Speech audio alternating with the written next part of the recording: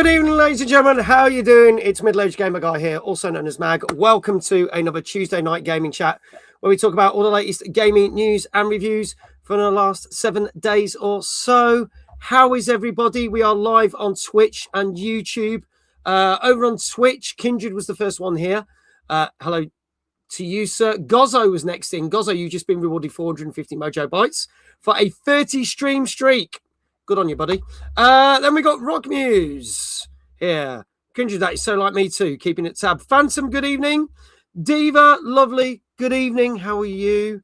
Gilfly, good evening. Over on YouTube, we've got Alexander. Hello. How you doing? Lulu, good to see you. We've got Ricardo on YouTube as well. Hello. Danker on YouTube. Flame over on Twitch and Retro Shazar. Hello to all of you that are watching right now. We've got a jam-packed show for you. Zoidberg, hello, mate. How you doing? Enjoyed your stream of Speedball today. It's so funny. I think I said to you, I hadn't heard anything from Rebellion regarding the game. And 2 hours after it launched, I got sent a copy and a thing from Rebellion saying, here's your copy of the game. I was like, okay, that's fine. Oh, yeah. Hi, Mag. Hi. How's it doing? Lorraine, hello. She says, I've come from the dark side because she's normally watching on TikTok, but we don't do this on TikTok. It's the only stream we don't do on TikTok because it just doesn't work. Lovely to see you, Lorraine. How you doing? But I'm glad you're here, Diva. Obviously, I'm not going to go. I know what's happened, so I'm not going to announce that. But yeah, sending love to you and your family. Whoop, whoop. Yes, it is our 250th show. Can you believe it? And can you actually believe it? We've done 250 of these in just over 5 years. And obviously, there's been a man who's been by my side for the majority of these. I think he's only missed that literally handful. I could probably count it on both hands. But he's the one, the only co-host who knows the most. It's the one and only Mr. David Jones. Good evening, mate. How you doing? I'm all right. How are you? Not too bad, thank you. Evening, everyone in chat. Hope you're all doing good. Here we go. Exclamation Dave's going mad. Oh, you went from YouTube. Oh, there you go. Having a soak in the tub and a chill. There you go. You watch us while you're having a bath. There you go. Dave, the goat, the man, the legend. Evening. Oh, there you go. How you been? What you been playing? Oh, good. Thank you, mate. I've been sticking with good old Battlefield 6. Still enjoying that. Still fire that up for a few rounds of escalation every now and again because that is just good fun chaos. Absolutely love it. Nice. Recommend it to anyone. Carried on a little bit of Space Marine 2 on the weekend. So my friend carried on with the co-op side, the operation missions. Didn't quite enjoy it as much as we did before. Because I think probably our issue this time was we were just playing without an AI as a third character. And we just didn't do that well in either of the missions we tried. We'd get so far, then it just seemed like we're just getting overwhelmed with enemies. And we just got taken down. Failed both the attempts that we tried. But yeah, it was okay, but I don't know if it's really grabbing me now at this point. I enjoyed the main campaign more than I've enjoyed the co-op operation side. So I don't know if I'm going to carry on with it for too much longer. But then apart from that, I did fire up Disco Elysium again. It's one of those games that, I've got in my collection. I know it's meant to be a really good game, but it's one that I just haven't really put that much time in. Okay. So I fired it up for a few hours on Saturday to get a little bit further in it, refresh my memory on all the mechanics of it because I forgot how most of it works. And I'm going to get back into it. I'm going to try and stick with it for a bit. I think what I need to do is, play a few of the good games that sit in my backlog and not pick up just any old crap as it comes out. Yeah. Try and be a bit more picky about what I play. Because, I wasted hours on stuff like Doom the Dark Ages last year, which really wasn't that good. I could have actually left it and played something better. So I think I'm just going to be a bit pickier. So I've only got so much time to play. I don't want to piss it away if I could avoid it. He's been a connoisseur of gaming. Exactly. I know what you mean.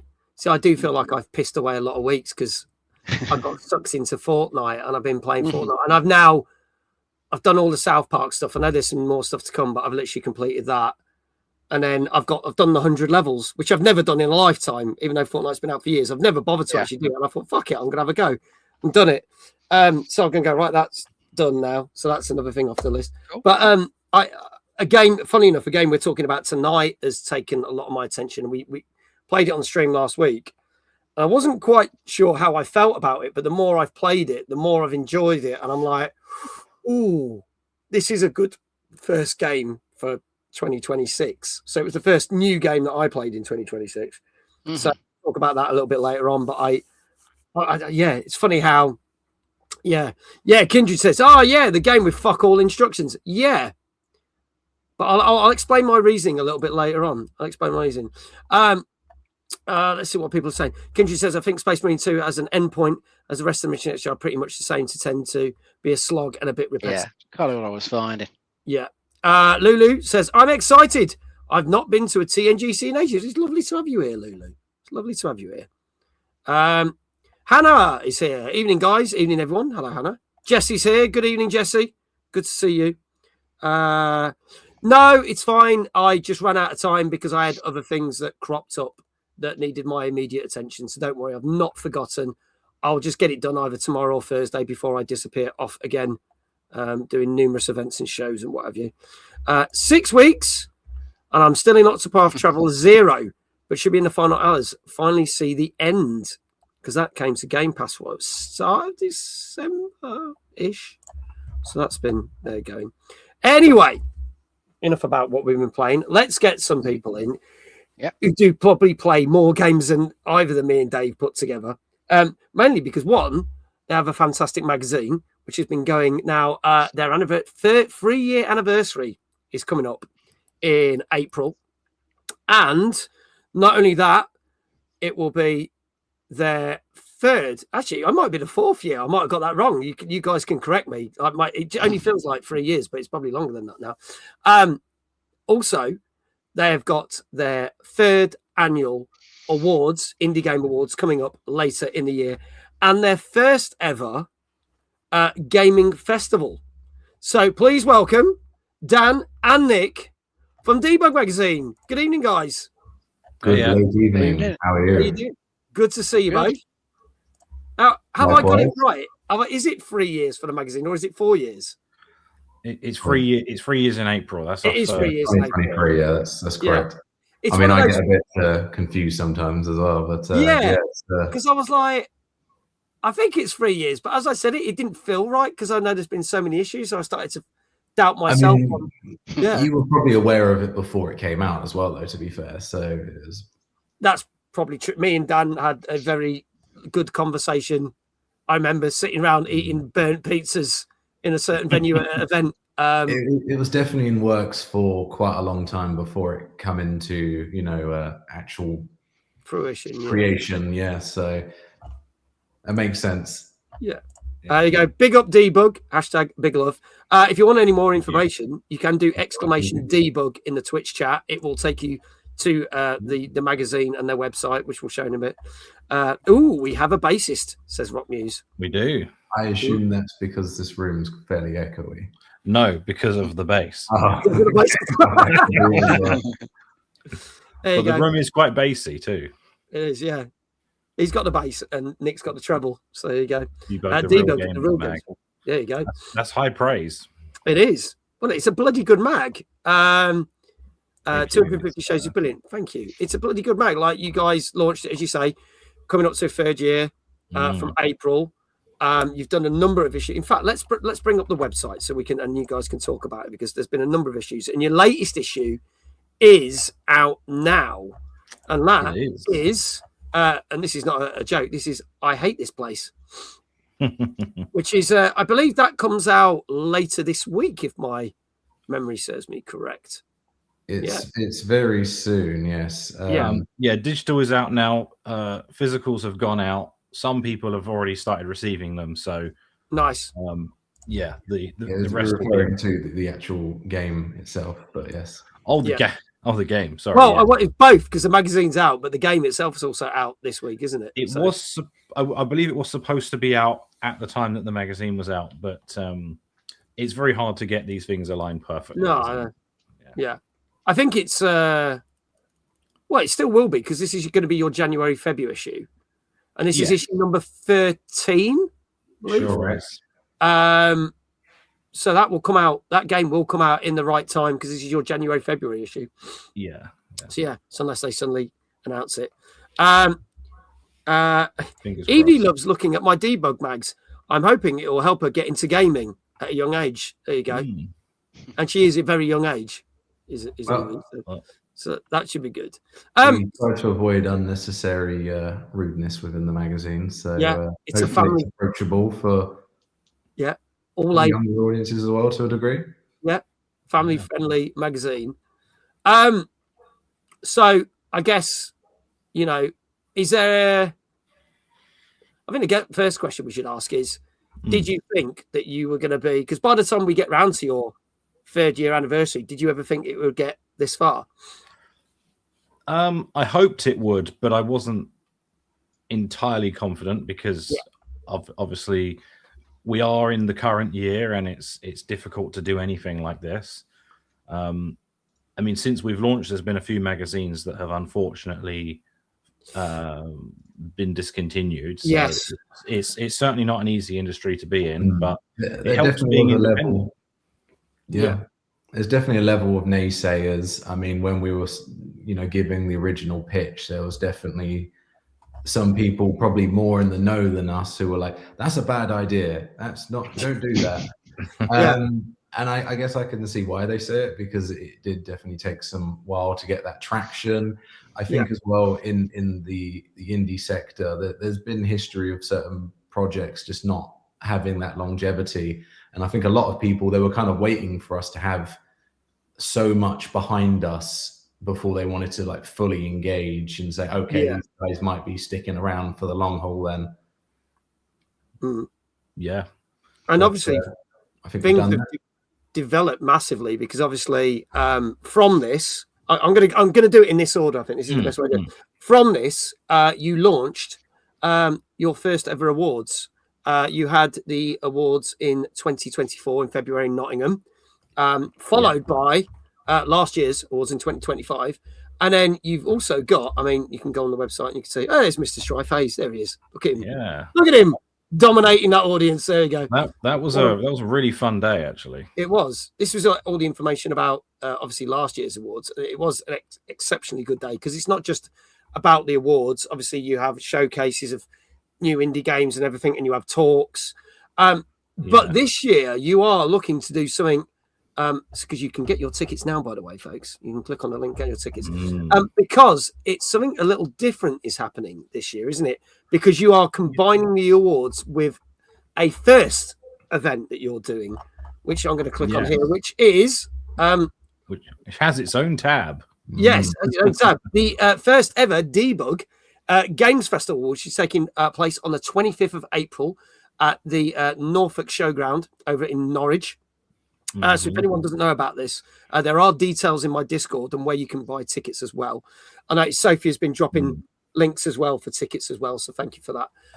But should we have a quick look through what you've got, because you've got quite a jam-packed lineup? Yeah, there's quite a lot to go on there as well, but there's tons which we've shared already. So obviously for that excitement. Yeah. So we've got the lads from Did You Know Gaming who were on the show last year. They're doing a quiz. Daz and Greg, they are doing their wonderful quiz. If everyone's not seen it, it is fantastic. There might actually be a third member coming as well.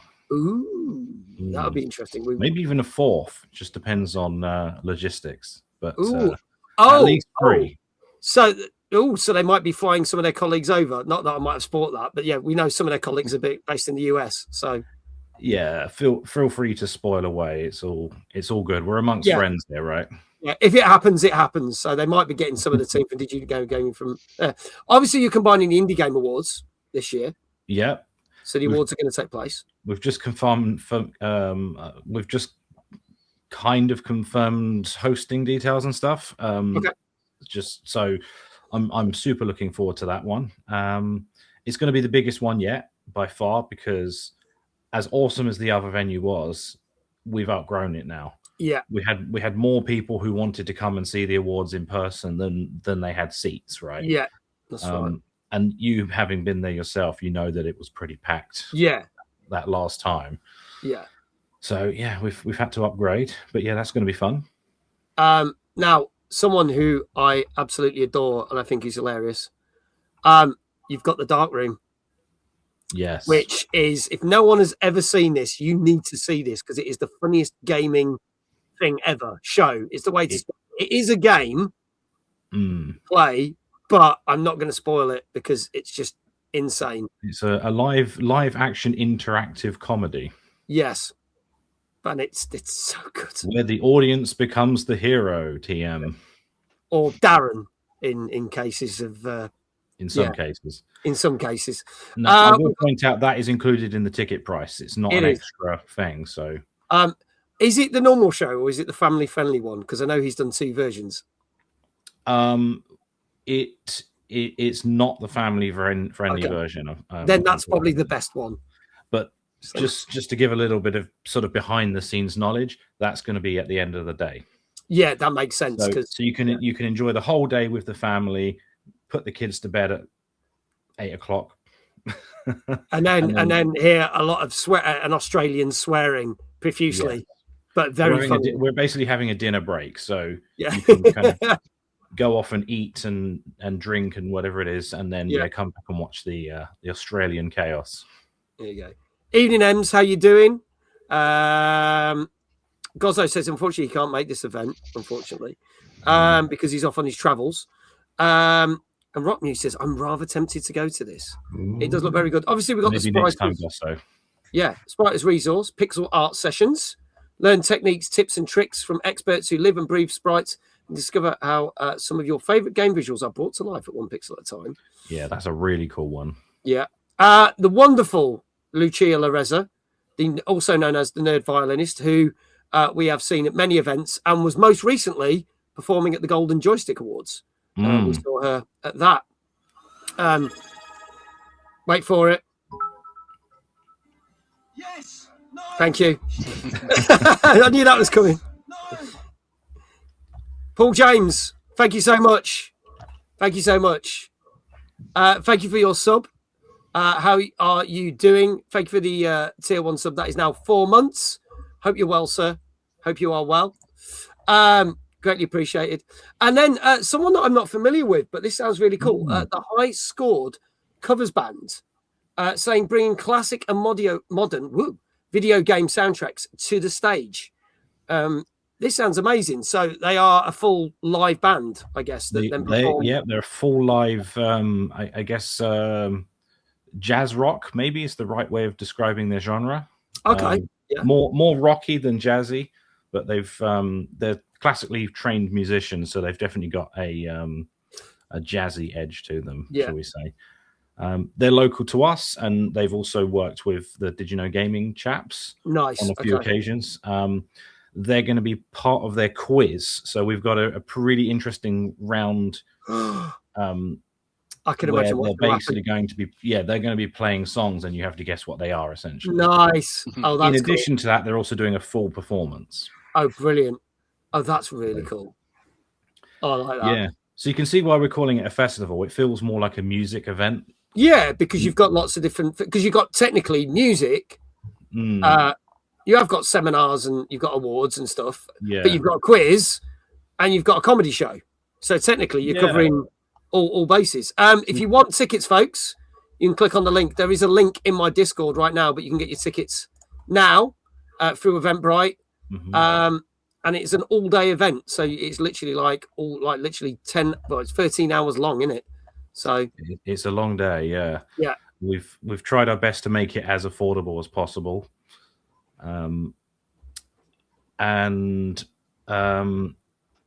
If you are a annual subscriber to the magazine, you also get a pretty hefty discount. So some people listening may already be. If they are, check your mailbox, because it really it's a nice big juicy discount. Yeah.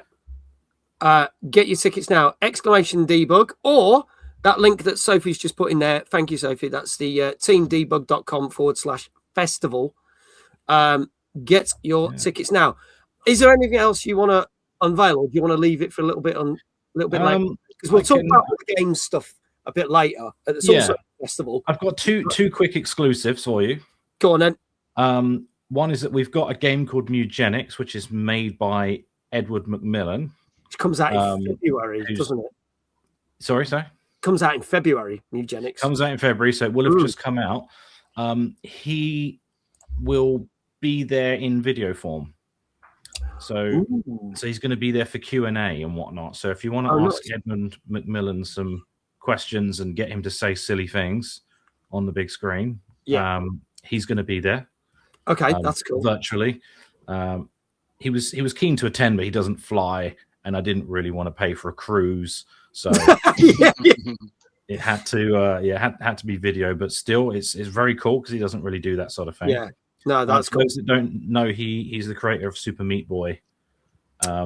Yes, and a bunch of other things that if you Google him, you'll go, oh yeah, I know that. The second thing is because it's our 3rd year anniversary, we're doing an extra special issue to celebrate. Oh, nice. In April, because we wouldn't normally have an issue in April. Yeah, we're doing this special issue, and all of the VIP ticket holders get that for free. That is really cool. So it's super, super cool. And our VIP tickets are not much more than the magazine would be anyway. So because I know at previous awards, you've had special edition covers for the magazine. This is a complete magazine, right? Yeah, start to finish. We're getting a raid in. Hello, Venom. Thank you for the raids. Paul James says, I have a VIP ticket. The collection continues. Odie, good evening. How are you, lovely? Thank you so much for the raids. Hi, I'm Middle-Aged Gamer Guy, also known as Mag. This is Dave, the co-host who knows the most. And this is Daniel and Nick from Debug Magazine. We are talking about the Debug Gaming Festival, which takes place at the end of April. Lovely to see you. Goffy Saint, hi, welcome on in.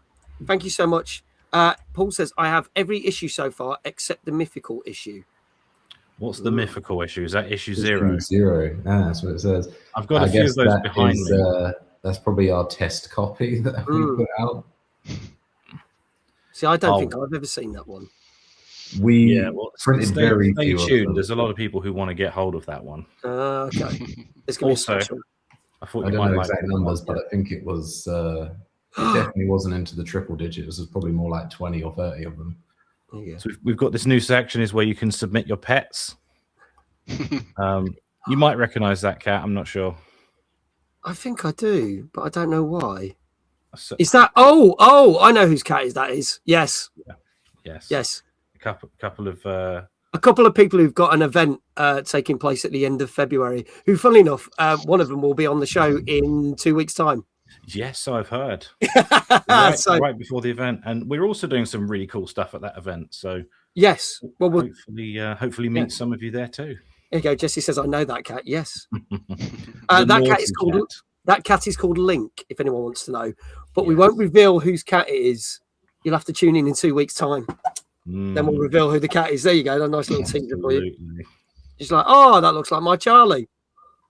There you go. Yeah.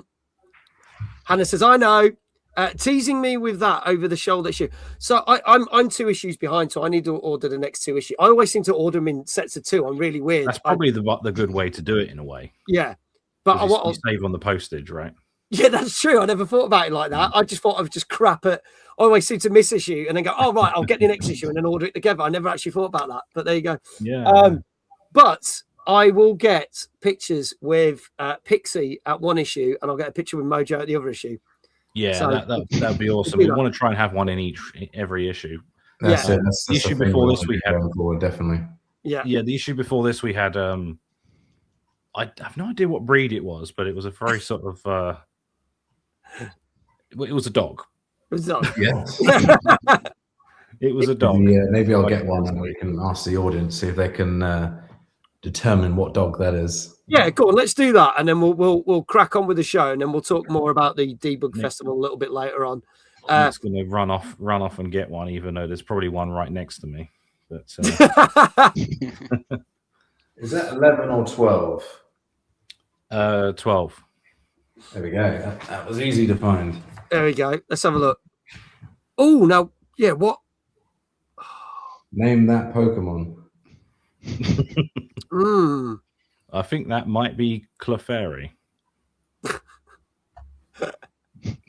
Oh, yay. Hello, Professor Stork. How you doing? Good to see you. Anyway, it's a dog. It's a dog. It's a dog. If anyone knows what type of dog that is, please put it in the chat. Is it a doggy or is it a doggo? That is the question. That's a smaller dog, so it's got to be a doggo, isn't it? Mm. It's a Pikachu. That's a cloud. Yeah, I agree with that. It's correct. Oh, dear. Right. Well, we'll be talking about some more Debug Festival and unveiling some of the games that you'll be able to play at the festival, because it is also a gaming festival as well, a little bit later on. But shall we crack on with the show, gents? Yeah, let's get to it. Okay, let's do this. Folks, it is our 250th show. Yes, me and Dave have done 250 shows of this shit. We're going to be talking about new games such as MIO Memories Orbit, 2XKO, and the Cult of the Lamb DLC Woolhaven. We're also going to be discussing the latest gaming news, including the games that were shown at the Xbox Showcase last Thursday. And we've got another gaming chart for you, because this is a new feature that we've added in Venom. Thank you so much for the follow. Greatly appreciate it. And that raid, really appreciate it, because we are going to be covering this week's Steam chart. We did the whole of the UK gaming charts last week. Just going to be purely doing the Steam chart. So we'll unveil that for you this week. So kicking off with a game, and I'll turn the chat on, but if it covers up Dan's face too much, I'll turn it off. But if I do, it does. Screw that. You just have to slide to the side. If it does that, you're right with that, Dan? Yeah, and I can just be like, here. Yeah. And there. Point to anything that you find particularly interesting. Thank you. That's very kind of you to do that. So we will crack on with our first game tonight. This was a game that I actually streamed on Thursday. You can get this on Game Pass. This came out Tuesday last week on PS5, Xbox Series X and S, Switch 2, and PC. And this is called MIO Memories in Orbit. For those who didn't see me playing this on Thursday, here's the trailer. Tangled vines among withering stars. And then there's you again. Will you do it, sapling? Will you give back what you have been gifted? Many generations ago,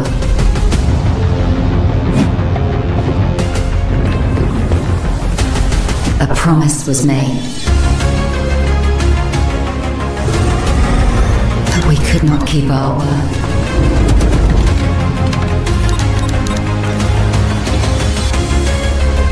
And now, they are gone.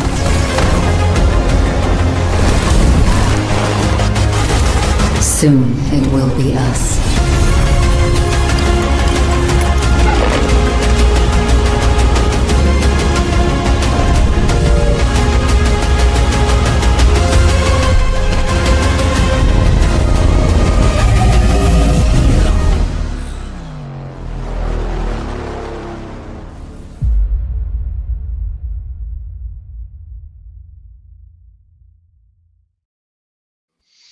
There you go, folks. That is MIO Memories on Orbit. If you didn't see, I streamed this last Thursday. So the VOD's up on Twitch. You can go check it out.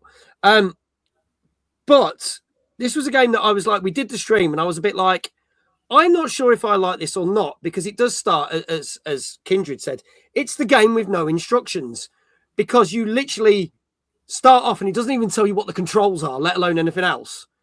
And you have to kind of figure it out. And at first I was a little bit put off by that. But as we went through, I was kind of going, okay, I'm starting to find the flow. And we got to the second boss, and I think we killed the second boss. I've since been playing this since Thursday. I've done about 6 or 7 more bosses since, and opened about 7 or 8 areas. I'm really loving this now, because I now understand how this game wants you to play it. And when you get a game that's like a bit weird at the start, but then starts to make sense as you go along, I like that. So I'm really enjoying this. So I won't say any more, but I'll let Dave say a little bit more about what this game really is. Yeah, well, it's a Metroidvania.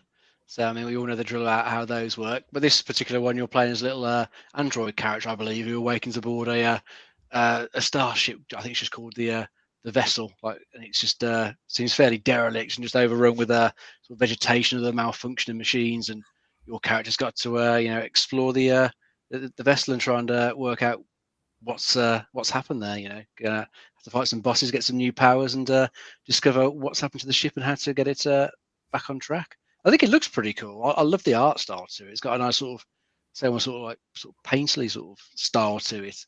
It looks that I think that helps make it stand out, because we do see a hell of a lot of Metroidvanias. So these have got to do something to try and stand out. I think the art style for this one definitely helps, because it's all the ones I've seen recent months, it's one that sort of sticks in my mind a bit more. Yeah. From what you said, it sounds interesting. It's sometimes quite nice when the game doesn't hold your hand, but sometimes they can be a little bit too obtuse, can't they? Yeah. Just leave you a bit adrift trying to figure out what to actually do. I would have preferred if it started and said, like, this button does this button does this, because it doesn't even tell you, and it's a bit weird. But then also you don't get a map.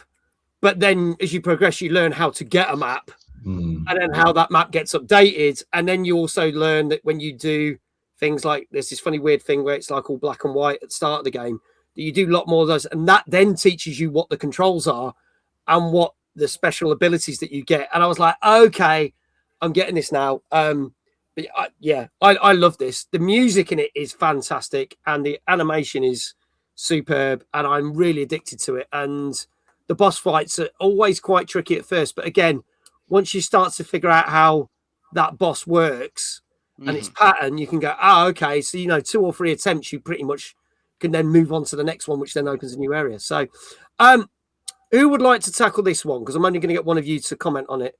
I have a few things I can say about it. Go for it, Nick. I'll start with you then. Initially, I just kind of reflect what you said about the kind of start and getting into it. I think that's always an interesting gameplay kind of decision to make. I mean, we obviously cover a lot of games, so quite often we'll get a game where it's kind of open to interpretation straight away. Yeah. And, I've had games where I've started playing them and I'm like, oh, this is terrible. I have no idea what I'm doing. And I've been forced to play them for, a full 8-10 hour experience just to be able to give a proper review. And by the end, it's been a boon. Those systems that didn't make sense and were annoying, once I learned how they worked and they added like an extra element of difficulty, I found that lent really well to the gameplay and just made it a better game. So it's one of those things where, like, maybe quickly, maybe you wouldn't really know, but I can see how it could still be a benefit as well. Yeah, I think artistically it looks great. Kind of makes me think of like Ori a bit. The names one are different as well. Maybe that's a tie-in. But also kind of like Little Nightmares, because it looks like everything was quite large scale in comparison to the main character, who's very small. Yeah. But yeah, I mean, if I had to give it a score, I'm probably looking at about 8.5, I would imagine. Okay, so Nick's going for an 8.5. Now, anyone who's not seen the show before, and the people that have come in the raid, we technically don't review the games, but we scour the internet, get a ton of gaming reviews and all the scores, and turn it into an average score. You may agree with it, you may not, but if you do guess it correctly, you can guess any score between 0 and 10, and you can have 0.5s. Then you may get it right. And if you do, you will get a shout out in the chats. Professor Stork, no, we haven't discussed that yet. That'll be probably in about 10 minutes or so. I know Lulu said an 8. Says 8, great game, but no instructions, but great art style. Paul James, 8 out of 10. Kindred agrees with Nick, 8.5. Brian saying an 8. Retro Jazar saying a 7. M saying an 8.5. Flame saying a 7. Dan, what do you reckon this has got? I've seen a couple of the reviews for this. I don't know what the sort of aggregate is, but they tended to lean quite high. Yeah. So I'm going to match Nick and say 8.5. Okay, going for an 8.5. All right. Milk News saying a 7.5. Dave, what would you say? Because you've not given a score. No, I'll go for an 8. Okay, Professor Stork, Dave said 8. So if you want to go with an 8, that's entirely up to you. So chat, get your scores in. As I say, if you guess the score correctly, you will get a shout out on the channel. This is on PS5, Xbox Series X and S, Switch, Switch 2, and PC, and it's on Game Pass. So you can get it on Game Pass, and it came out Tuesday last week. Professor Stork says 8. Gilfly says 8. Hannah says 8.5. if there are no more scores in chat, I can tell you that this got a couple of people did get this right. 8.5 out of 10. So there you go. So well done to the lads from Debug. Exclamation Debug in the chat. That will take you to a link to get their latest issue. Oh my God, Dave lied to me. I mean, what can you do?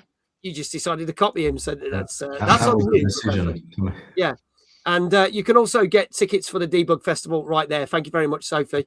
Yeah. Congratulations also to the following people. Hannah, well done, you got it right. Ems, well done, you got it right as well. Kindred, you got it right as well.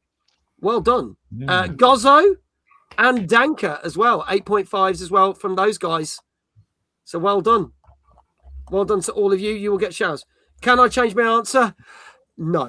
There you go. Because you're too late. We've just. I want to play it now. Looks good. Yeah, it is, and I will probably continue. This will probably be the first game of 2026 that I will complete. I will play through complete. Mind you, it was the first game of 2026 I played anyway. So there you go. Says a lot. Moving on to our next game. This is a game that did come out PC last year, but now gets its console release. It is free to play as well, and you may recognize some characters if you are a big League of Legends fan. This is out on PS5 and Xbox Series X and S, and this is the fighting game spin-off from League of Legends. This is 2XKO.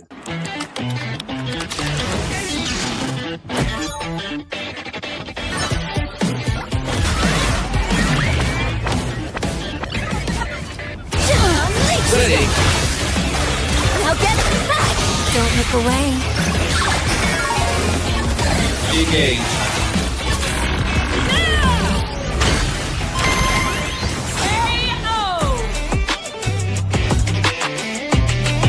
The sooner we book them, the sooner we get to tea. Sighted.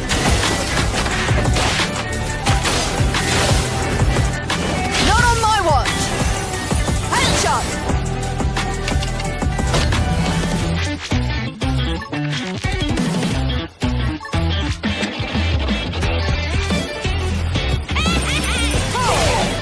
Pull away. We need cover. I've always got time to throw down.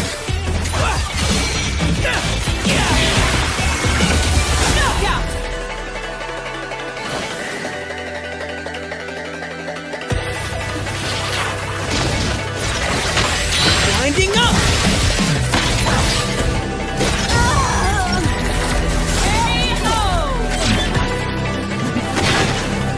My hand! New recruits. Let's put them to the test and see what they know. Let's see. Found it! No wonder you don't have any badges. Extend. The trash detected.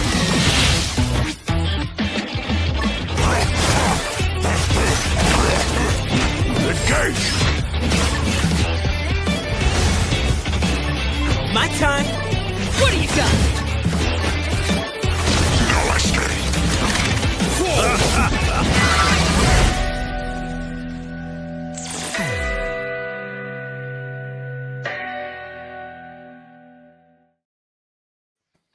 So there you go. This is, as I said, already out on PC, but now lands on PS5 and Xbox Series X and S as of last Tuesday, and is free to play. This is the League of Legends spin-off 2XKO. I'm going to say this now. I am already considering this for being the opening tournament for Timeless, because we always start with a battle game. We've done Tekken versus Street Fighter. We've done Street Fighter 6. We've done Tekken 8. We've done Super Smash Brothers. I feel that this is going to be quite hype. So this might be the opening thing for the challenge stage. It makes sense. I mean, it's a new game, but it's also got that IP behind it already. So it has. I think it could be pretty damn big. I think there's a lot of hype behind it already.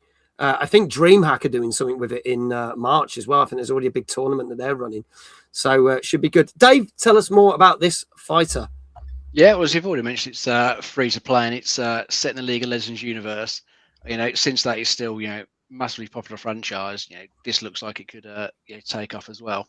I think it probably helps as well that you get some fighting games that expect you to learn like shitloads of combos, multiple stick movements, button presses to get special moves to take place. But I think with this one, special moves are just mapped to particular buttons, so it's perhaps a bit more, friendlier for people first coming into it. You haven't got to learn all this stuff and just get in there, start using the specials. So I think it's sort of got a bit to ease new people in, but then there's a lot more depth if you're going to stick with it and play it for the long run. And from what I could see of it in the video I looked at earlier, it looks like a pretty good fight. It's a 2v2 tag team, so you can control both fighters yourself, just tag them in, or you can have someone else controlling your second character. Then you just keep swapping the combat between you. So it looks pretty good that it's set up that way. One thing that's quite nice about it, it's set up for cross progression. So since it is free to play, you can just download it on any machine that you own, and just carry on your progress on whichever one you want, which is quite cool. I haven't got to start again. Anything to bear in mind, it's free to play. Yeah, it has got microtransactions and battle pass and stuff in, but I've seen some comments in the chat that it's not too intrusive, which is always nice. It's there if you want it, but you can just ignore it. That's quite cool. But it looks pretty good. I think it's very clever. I've not seen fighting games kind of use that payment system before. I didn't think it would necessarily work, but clearly it does, and they're the right people to be doing it. So yeah. Dan, you want to make any comment on this one? I'm probably literally the only person here that has never played League of Legends. I haven't. Okay. I'm probably maybe slightly better to comment on this one. Go for it then, Nick. Go for it. Yeah, well, as I say, I've played quite a bit. I think they've done a good job. They've got quite a lot of classic characters as well as the newer characters. I haven't played more recently, but I was definitely playing a lot more like in the last maybe like 4 or 5 years ago. So it's great to see like they've got Blitzcrank in there as a favorite. I don't know for certain, but if they haven't got the boxing glove skin, that's just ridiculous because it would be a perfect fit for this. But yeah, it is. Yes, it is. Yeah. But yeah, it's good fun. I have played some of it already. As I say, it doesn't seem too hardcore. It seems quite easy to jump in with other friends. And as I say, because it's free, it's easy to convince your friends to give it a go, which I think in today's day and age is very important. Because there's, I think every friend group has that guy who tries to hype up stuff. You buy it, and then you end up hating it. So you have that game that you can just go in and have a go at. And yeah, score-wise, I don't know. I'd probably say 8.5 as well. I think the IP maybe drive it up a little bit. All right. But yeah, that's probably. Is it out or is it like early access type? No, it's out now. It is properly out. So it came out on PC and it was like a proper release, but then there was some extra stuff that they've now chucked into it that the community wanted on the console release, but now it's gone out to everything. Cool. So it's so far it's like this was new to me today. Yeah. I first heard about this last year because this was supposed to be showcased at a big gaming event, and then it never was at that gaming event. I feel like it was a bit of a shadow drop because even though I'm very aware of Riot and the stuff that they do, I didn't know about this until it was like basically out. It was quite. It was, there's a new game. It's coming out like now. Yeah, it was kind of just. I feel like they've given more of but they've given more press to the console release because of all the other stuff that they've added to it now. It feels like it's like the proper release. Yeah. Even though it's been out a while on PC, which is. I think as well, like this is a game that's like it's for consoles really. Like console gamers normally gravitate a lot more towards fighting games. Yeah. Like it's not a mouse and keyboard game, is it? At the end of the day, no, exactly. Yeah. It's your hardcore fighting fans who's got their pro game controllers and all that. Okay. Dan, what score are you going to give it? I'm going to play it safe and say 8. Okay, going for an 8. Nick's giving it 8.5. I'll just quickly read this. It says, Quickman, hello, by the way, Quickman. I haven't tried it yet. I'm a huge fighting game guy, but like every fighting game in development right now is a tie-in for an IP I'm not into. League, Marvel, Invincible, Avatar, etc. I'll probably watch it at Evo this year. There you go. Dragon Ball Fighter Z. There you go. See, I first heard of it when it was nominated for the Game Awards. Yeah, it was. Ironically, it was nominated for the Game Awards, wasn't it? So there you go. Dave, what say you for a score? I'll try an 8.5. Go for an 8.5. Right. Well, let's see what the chat is. Now's the time to get your scores in chat. If you get it correct, you will get a shout out. Danka going for an 8. Gozzo 8. Rockmuse 9. I just want to make sure because some people have put their scores in comments, so I don't want to miss it out if I have. Brian 8.5. Professor Stork 7. Lulu said, never been a fan of these types of games, but the art style is pretty cool and the gameplay looks really fun. Looks like a very strategic game as well. I'm going to give this an 8.5. Dave Johnson, good evening, Dave. 7.5. Kindred 8. Gilfly 8. Scrolling down. Drawn. Hello, Drawn. I know you just finished work. Good to see you, buddy. 8. 8 from Quickman as well. Retro Jazar saying 8. Rock News 9, which I think I've already said. Flame 8. Hannah 8. Ems 8.5. Good evening, Matt. How are you? A juicy 8. Any more? This is 2XKO, which came out last Tuesday and is free to play. Already available on PC, but this is now the PS5 and the Xbox Series X and S version. And if there are no more guesses, I can tell you that I would take this score with a pinch of salt, but some of you got it right. A 7.5 out of 10. More than I expected. So not as high as I thought either. But I really want to try this now. I like the look at this. League is considered a very toxic game, so I don't know, maybe that's not worked in their favor. Possibly. I know they also did something, which I'm not going to bring up, but I will just say they did something to help promote this with the Twitch community, and it went down like a lead balloon, which has probably not gone well. If anyone wants to know that, feel free to DM me because it's not a secret, but I'm not going to go. That's a whole new story in itself because they offered me the same thing, and I was like, nah, you're all right. But I might still stream this game despite all that. But we'll see because I haven't decided my schedule for February. Dave, well done. You got it right. Professor Stork, you got it right. There you go. See, don't listen to the experts and you got it right. So there you go. Who else said 7.5? Did anyone else say 7.5? It might have been only the two people.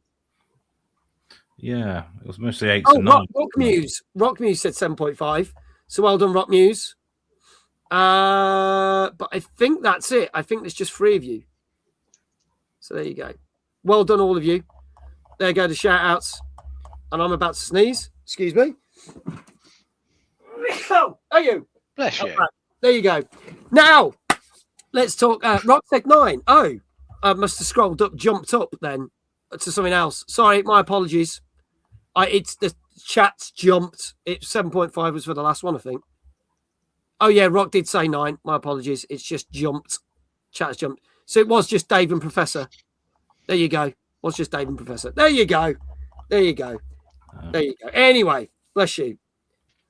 So, moving on to some gaming news. Last Thursday at 6 o'clock, Xbox did its 3rd ever developer showcase. And we kind of knew what games were going to be shown. But then they always teased that there might be a hidden game. What was a bit weird with the marketing, though, is that they kept putting 6s in the marketing. So then everyone was like, oh, well, we know what 3 of the games are. So are we going to get another 3 games? No, they only gave you 4 games.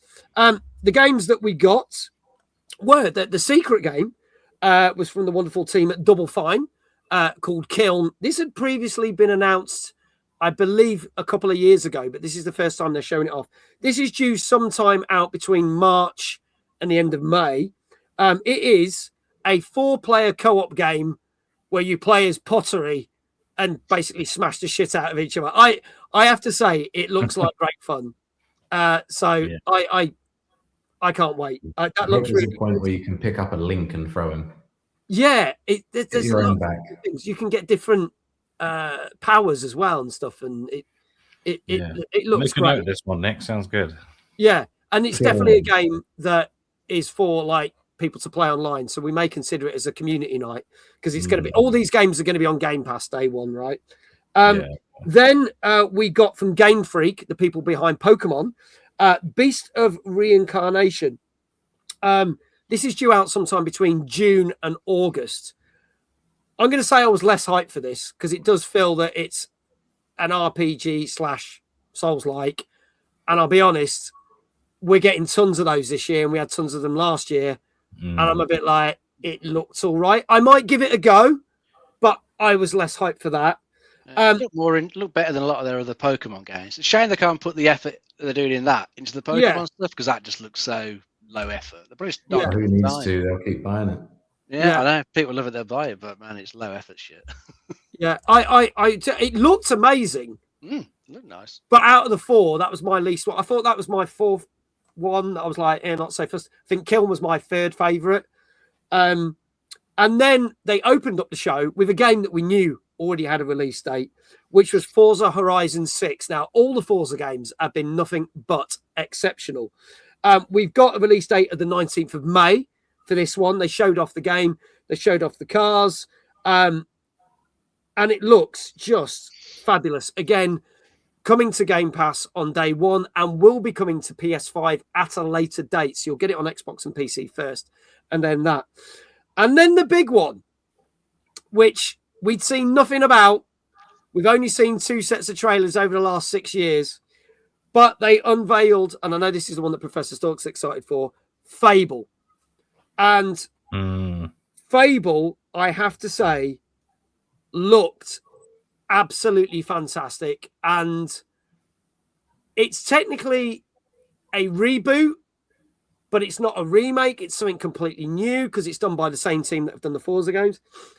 But all the little details in it just made it look brilliant. Like the fact that if you, depending on what you do, affects the village and the towns and what people think of you. So people will actually call you a twat, which I thought was hilarious as you walk past. Yeah. You do something terrible. If you kill Richard Iodi from the IT crowd, because he's in the game, he becomes a giant. It's not a plot spoiler. He becomes a giant. If you kill him, his dead body stays there, and it devalues the level, like the house prices, which I think is hilarious. But then you can save him, and then people are like, their attitude changes to you because they're like, oh yeah, my hero. And it just looks great. That some of the magic stuff in it. Some people said there's bits of it look like Hogwarts because you can do spells and stuff, and you turn people into chickens. You yeet the chickens and kick them, and then they turn back and they're like, "Oh, you kicked me in the bollocks!" Like it's very typical English humour. Richard Ayoade is the reason I'm probably going to pick it up. Yeah, there's a number of people in this, and there's a lot of things, and I think a lot of what people didn't realise is the trailers were done in a way that it was done like a mockumentary. Where it's interviewing them. What people don't realize is that style goes throughout the game. So when they do the cutscenes are done like a documentary. And I've never seen a game do that before. No. So I quite like that. So if you like that sort of style, that's good. So rather than dumping a load of exposition while you're walking to a quest, you're going to get these really cool documentary scenes. This is also due to land sometime between September and the end of November. And it will be on Game Pass. Good night, Sophie. Take care. But it will also be on PS5 day 1, they've stated. So this is quite a big thing. So there's something I want to talk about Forza 6 in a minute. I'm just going to see what the comments are saying, and I'll get your opinions on this. But let's just see. Let's have a look. If they market Kiln to the Fall Guys and Overcooked fans, it should do all right, especially being on Game Pass. Agreed. The Pokemon company's mostly to blame for keeping Game Freak down. Glad to see that out of the Nintendo gallows. Quickman says, I'm not a huge Forza Horizon guy, even though I love most racing games, but being in Japan this time is kind of cool. Maybe there'll be some cool mountain tracks. You better believe it. Lots of people are excited for it. It's part of people's childhoods in terms of Fable. I love Fable. I'm hyped for Fable. Kick the chicken and become a rich twat. I've never played a Fable game. They're probably my type of game too. I think you'd like that. Walking past as everyone makes the wanker gesture at you was brilliant. Yeah, that was just the cutscenes are like from like The Office. Yes, but there you go. So guys, I'll start with Dave. What are you hyped for, and then I'll work across. I think out of everything that was shown, Forza 6, because I mean, the Forza Horizon games, they haven't done a bad one yet. They keep getting better and better, adding better stuff to them. The next one looks just as good, so I'm looking forward to that one. Fable's looking cool as well. Never played the original ones, but this one is. No, me neither. I like the way you can just buy a whole village up and then kick people out. Yeah. And then live in the streets. So that'd be quite fun to do stuff like that, message some of the villagers, see how they react to you. I do like the sound of that like office style documentary stuff, the cutscenes. That's cool. So those are my two main ones. Not too fussed about the other two. Kiln. It's nice to see Double Fine get to do something like that. It kind of looks like the sort of thing it'll just kind of like come and go because there's so many other choices in multiplayer. Yeah. The one thing I will be interested to see is if they've done something to stop people making like loads of clay dicks. Because you can just imagine people will be doing that straight away. So this is something they're going to put mechanic wise in that will just stop it. Because obviously, you can build like vases and plates and stuff, and they've got different powers. So maybe they're just like make it so if you make a clay penis, it just won't have any powers and it will just be used. That has some deterrent, I'm sure. Yeah. Who wants to talk? Which ones were you excited for out of the four? Most hyped for? You first, Nick. Sure. I mean, Kiln looks. I haven't seen Kiln, but it sounds exciting. But it's definitely Fable. I played a lot of Fable 1, and then obviously the extended version that they came out with afterwards. I played a lot of Fable 2. I played a bit of Fable 3. I'm just. We'll see how it goes because when they tackle something that's got a lot of nostalgia for people, it's easy to make mistakes. The later iterations of the game, they got rid of the gear system, which I really liked. So basically gear stopped having any stats on it. They started giving you like one single weapon, which would change with your good and evil level. I didn't really like that. It took a lot of like the RPG gearing elements that I enjoyed from the first one. So I'm just wondering how much influence is this game going to have from the later iterations where I feel the first one was definitely the best. Yeah. So we'll see, but I'm still very, quietly excited about it, and we'll see what happens. Okay. Dan, which one was it for you?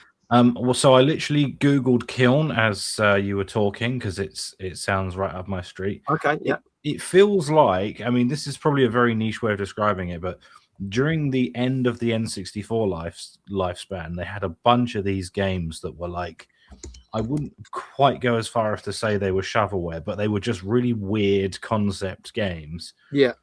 There was a fighting game called Rakuga Kids that was kind of along this lines. But yeah, that's really, really appealing to me. And then Fable, but not for the games, just because it's like peak millennial humor, basically. I've also just read that, not a spoiler, but Matt King, who plays Super Hands, in Peep Show, he's in it too. So he is. He was in the second trailer. Oh, he was. Okay. So if you look up the second trailer, check that out.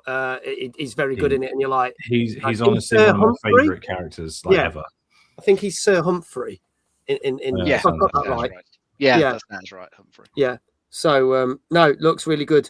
I am going to bring up one thing though that has soured the taste of some things for some people, but it's not to do with Fable. It's actually to do with Forza Horizon 6 because now that the date's been announced, the prices for the game have been announced, and this is the American prices that we got here.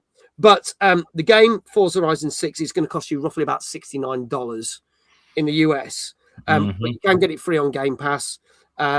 But if you want to get the special edition or the Ultimate Edition, which gives you 4-day early access, and it unlocks basically the season pass and all the extras that they chuck in, it's $119, right?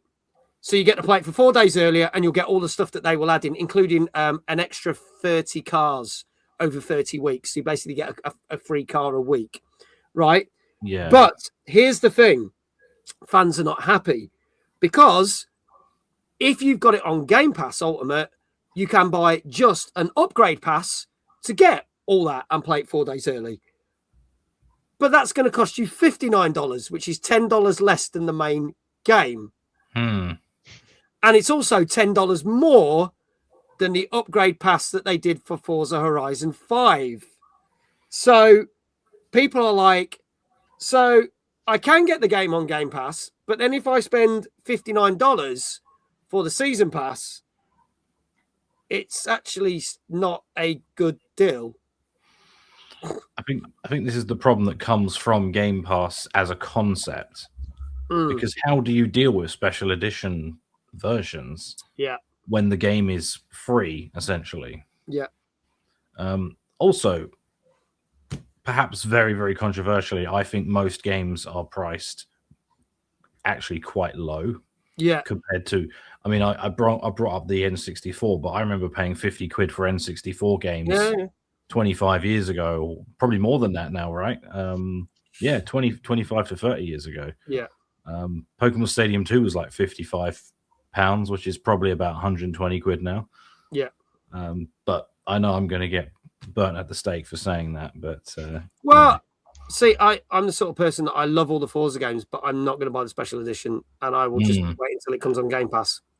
Yeah, I mean, if you've got Game Pass, just play it.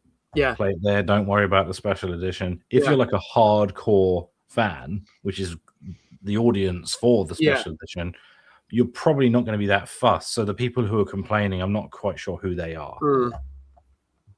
There you go. Burn down at the stake. Wait, what did he say? Oh, well, burn him anyway, said Tay Johnson. There you go. There you go. Brian says Super Street Fighter 2 on the SNES cost me 80 quid in 1992. Yeah, there you go. There you go. So people do moan how pricey games are getting, but they've not really changed that much. I think the quality of some games is not so good for the I've seen some like indie games go for sort of £15-20 and people are saying, what, really? That's so expensive. That's not expensive, that's cheap.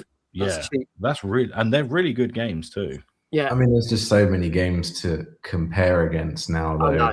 It's difficult for people to know where to put their money. So it feels like maybe more in a way risky, even though I'd say it's more risky buying a game for 60 quid without having a clue if you'd like it back in like early 2000s. Just wait for the sales. Yeah, and you get it. Best you'll be fine. You'll be fine. Yeah, all the Sonic games are about £1 now. Yeah, well, I mean, this is the other thing. You got to look at it. So I'm going to say this. Forza Horizon is obviously coming to PS5 at a later date. Sorry, Forza 6. Forza Horizon 5 was one of the best-selling PS5 games of last year. So, ironic. People clearly put their hands in the pocket because they didn't get it free on PS Plus, because you wouldn't get it free on PS Plus. So, it's one of those things. The approach would have been to have all of those cars separately available and then have like a bundle where you can get all of them but at a discounted price. Yeah. They sometimes do sales in it, but you're probably never going to get it as good as you forking out for the Super Pass or whatever. But that's what they do in like fighting games. Is you can buy an individual fighter, or you can buy that season, and you'll get like exactly, whatever it happens to be. I think that might still be an option, but at the moment we haven't got that information, so we'll have to see. But that's the thing. Anyway, so all in all, it's looking pretty good from the 4 games that they've announced. So we will get more details, and hopefully we'll get some release dates for the other 3 games very soon. But let's move on to some more new games. This came out last Wednesday on PC, and this is the game called TR49.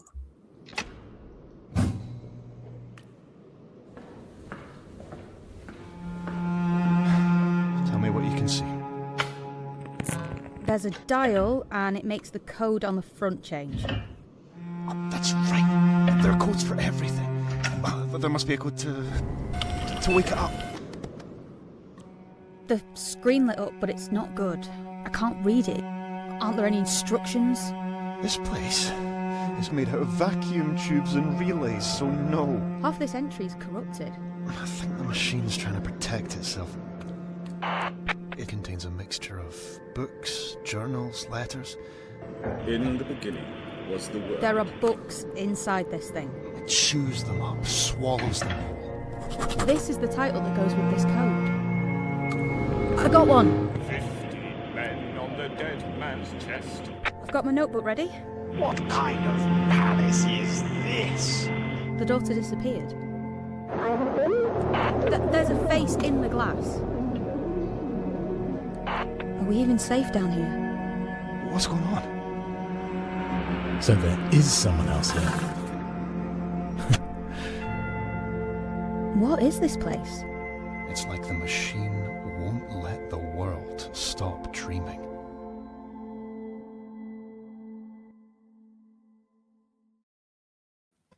There you go, folks. That is TR49. Dave, tell us a little bit more about this game.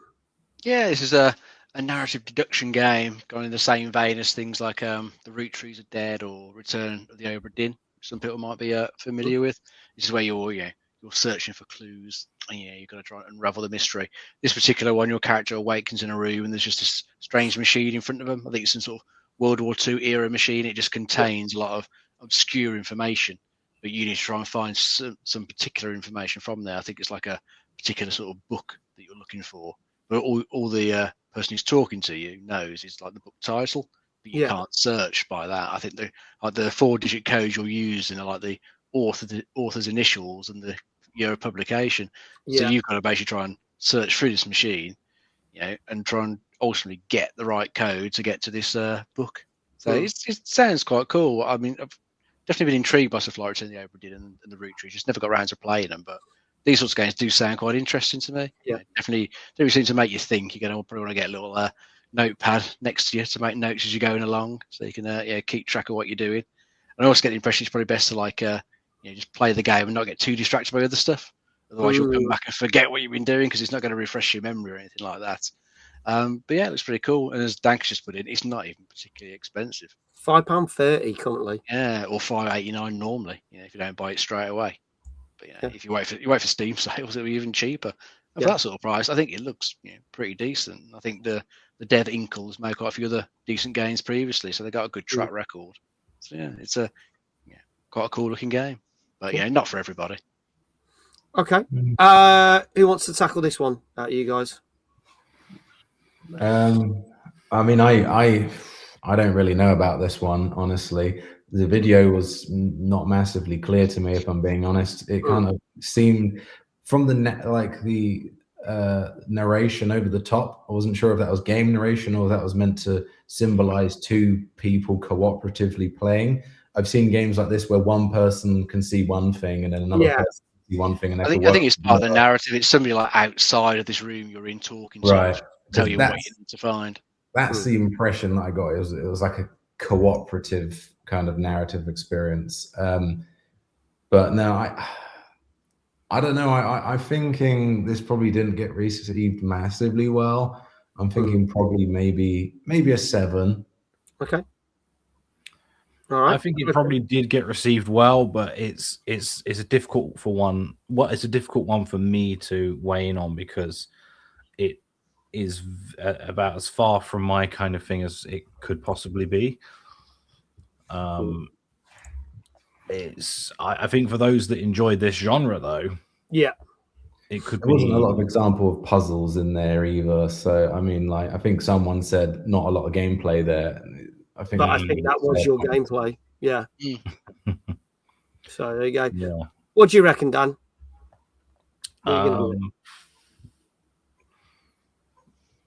Looking at the chat, I'll go with 8. Okay, going with an 8. Dave, what say you? I was thinking 8 as well. Going for an 8 as well. Okay, chat, get your scores in. This is TR49, which came out last Wednesday on PC. Let's have a look what people are saying. Danker, 8.5. Dave Johnson, 7.5. Paul James, 8.5. Brian, 8.5. Gozzo, 8.5. Games Guru, 8. Rock Muse, 7. Could be for a limited audience, potentially. The Gouch, hello, mate. How you doing? 6.5. Eurogamer's review was pretty glowing. 8. The gameplay wasn't very clear. Guildfly, 7.5. Flame, 7.5. Kindred, 8.5. M's 8. Retro Jazar, 8. Any more? This is your last chance. Otherwise, I could tell you that a number of you got this right. But this did get reviewed very well because this got a 8.5 out of 10. Wow, that's surprising. Yeah. It's hard to say though, just going off of a trailer. That's the thing, isn't it? It's you'd have to sit there and watch some gameplay. It's this is a good example of a game that both me and Nick would look at and say not really our cup of tea. Yeah. But in the role that we are, we would have to find somebody who does find this to be their cup of tea. Yeah. To weigh in on it because well, reviews are very subjective, right? Yeah, and, exactly. For us, it would be like, maybe the trailer isn't doing that good of a job, and then it's actually fantastic. Evidently, it got an 8.5, which consider to be pretty much as good as it gets. Because nothing is perfect. No, exactly. Yeah, it's interesting. But yeah, it got glowing reviews, so there we go. Kindred, well done. You got it right. Gozzo, you got it right. Brian, UK Zoidberg, you got it right. Paul James, you also got it right. And Danker, so 5 of you there that got that right. Well done. While those shout-outs are being done, thank you very much, Dave. Let's move on to our next game. This came out on Thursday on PS5 and also on iOS and Android phones. Let's have a look at this. This is Arknights Enfield. In recent years, the one in the sarcophagus has gradually faded from people's memory, along with those legends. I was hoping that before your memory recovers, you would learn about this world through experience rather than my faint words.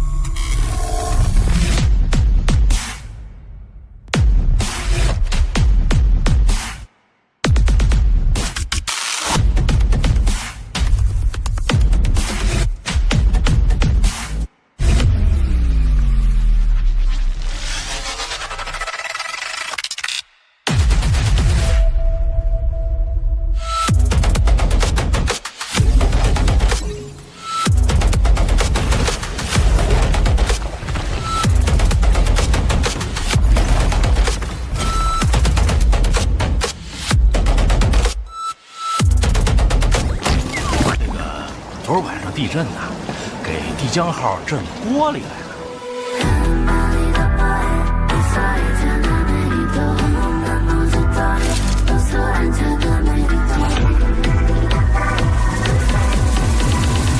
青山碧水，从您做起，小心看路哦。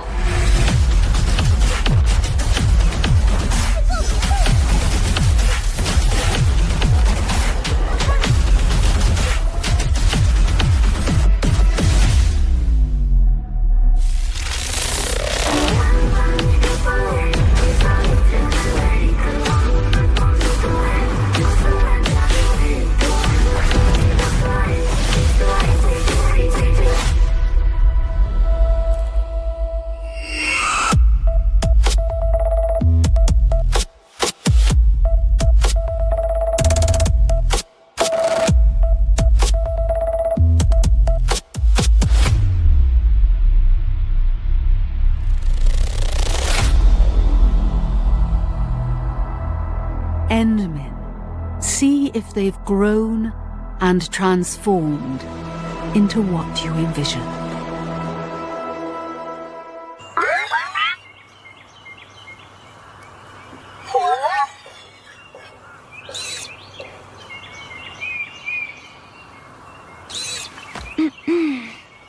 Sorry, Tata. I didn't mean to upset you.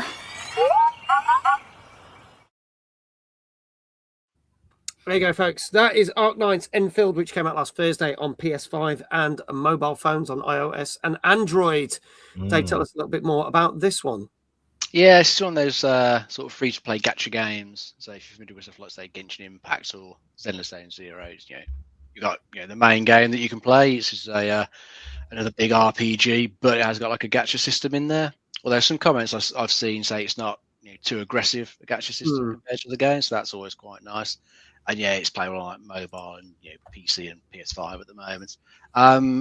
This one looks like it's got a sort of interesting mix of things to it. I think the devs originally had a game that this new one is a spin-off from that was a tower defense. And the video that I was watching earlier, like it had some elements like tower defense into some of the combat, but it was also a bit so you can like build a factories, like automation side to it.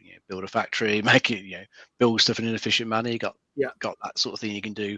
I think kind of ultimately in this game, the planet that humanity is on in this one is getting infected with some sort of blight, and it's up to your character to like explore the planet and find out why the blight's occurring and try and fight it back.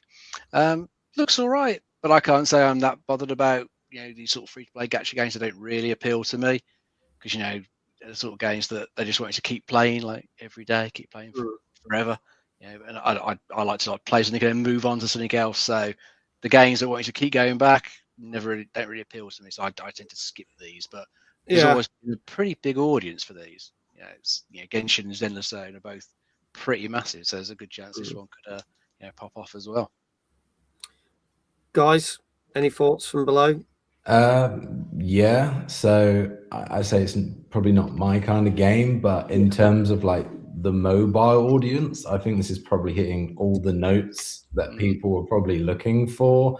I think, you know, the general themes that are being used are very popular amongst mobile gamers. I think it looks to be, you know, pushing the hardware probably more than any other mobile game that comes to fore immediately. So I think, yeah, it's very impressive in that regard as well. I think it's probably done good scores. I mean, again, looking at just from what like the mobile audience is typically interested in. It was done well in China. Did they say this was set in Enfield? Because it doesn't quite look like Enfield. But no, I think this probably did very, very well with its target audience. I'm probably going to say maybe as high as a 9 on this one. I mean, I've been on the last two, but you know, we'll see. All right, okay, 9 from Nick. Dan, your thoughts? I'm definitely not going to go as high as a 9, but it's my own personal biases at play here. I think. Okay. It's I don't really do mobile games. The genre isn't my cup of tea. I didn't like the voiceovers or the dialogue, I guess. Not my thing at all. So I'm going to go with, despite having said all that, I think it's probably done an 8. Okay, going for an 8 from Dan. Dave, what say you? I'll try an 8.5. Okay, 8.5. I also want to say hello to Foxy on YouTube. He says, Dave has been spotted and he's looking hot as ever. Hi, Magsy. Hey, Foxy, long time no see, buddy. Good to see you. Get your scores in now, chat. Loopy Lulu says 8.5. Looks like fun. Brian says safe 7. No idea what would be considered good with one of these games. Paul James, 8 out of 10. Dave Johnson, 8. Gozzo, 8. Flame, 7. Kindred, 8. Any more for any more? This is Arknights Enfield, which came out last Thursday on PS5. And he's available on iOS and Android phones as well. Rock Muse, 7.5. Ems, 7.5. Retro Shazar, 8.5. I'm definitely feeling less confident in my my guess now. 9, okay. Danker saying an 8. All right, well, let's see. I can tell you that this did do pretty well, actually. But not as high as a 9. Dan got this right. This got an 8 out of 10. Well done. Well done, Dan. So we get a shout out for Debug, exclamation Debug in chat. Gilfly sneaks in there with an 8. I'll allow that. He got that just before I unveiled it. But well done to the following people. Gilfly, Danker, Kindred, Gozzo, Dave Johnson, Paul James. All of you got it right. So there's plenty of shout outs. I will do the shout outs on YouTube. So I'm basically pinning Danker's messages on there. So if you want to go follow Danker on YouTube, feel free. And I will do that for you, good sir. There we go. You can basically follow him because he is pinned there. But actually, no, can't I just do... I'll do something different while the other shout-out's going on. Let me do... That'll work. That'll work for now. That'll work for now. There you go. I've been meaning to ask this for a couple of years, probably, actually. Games Guru.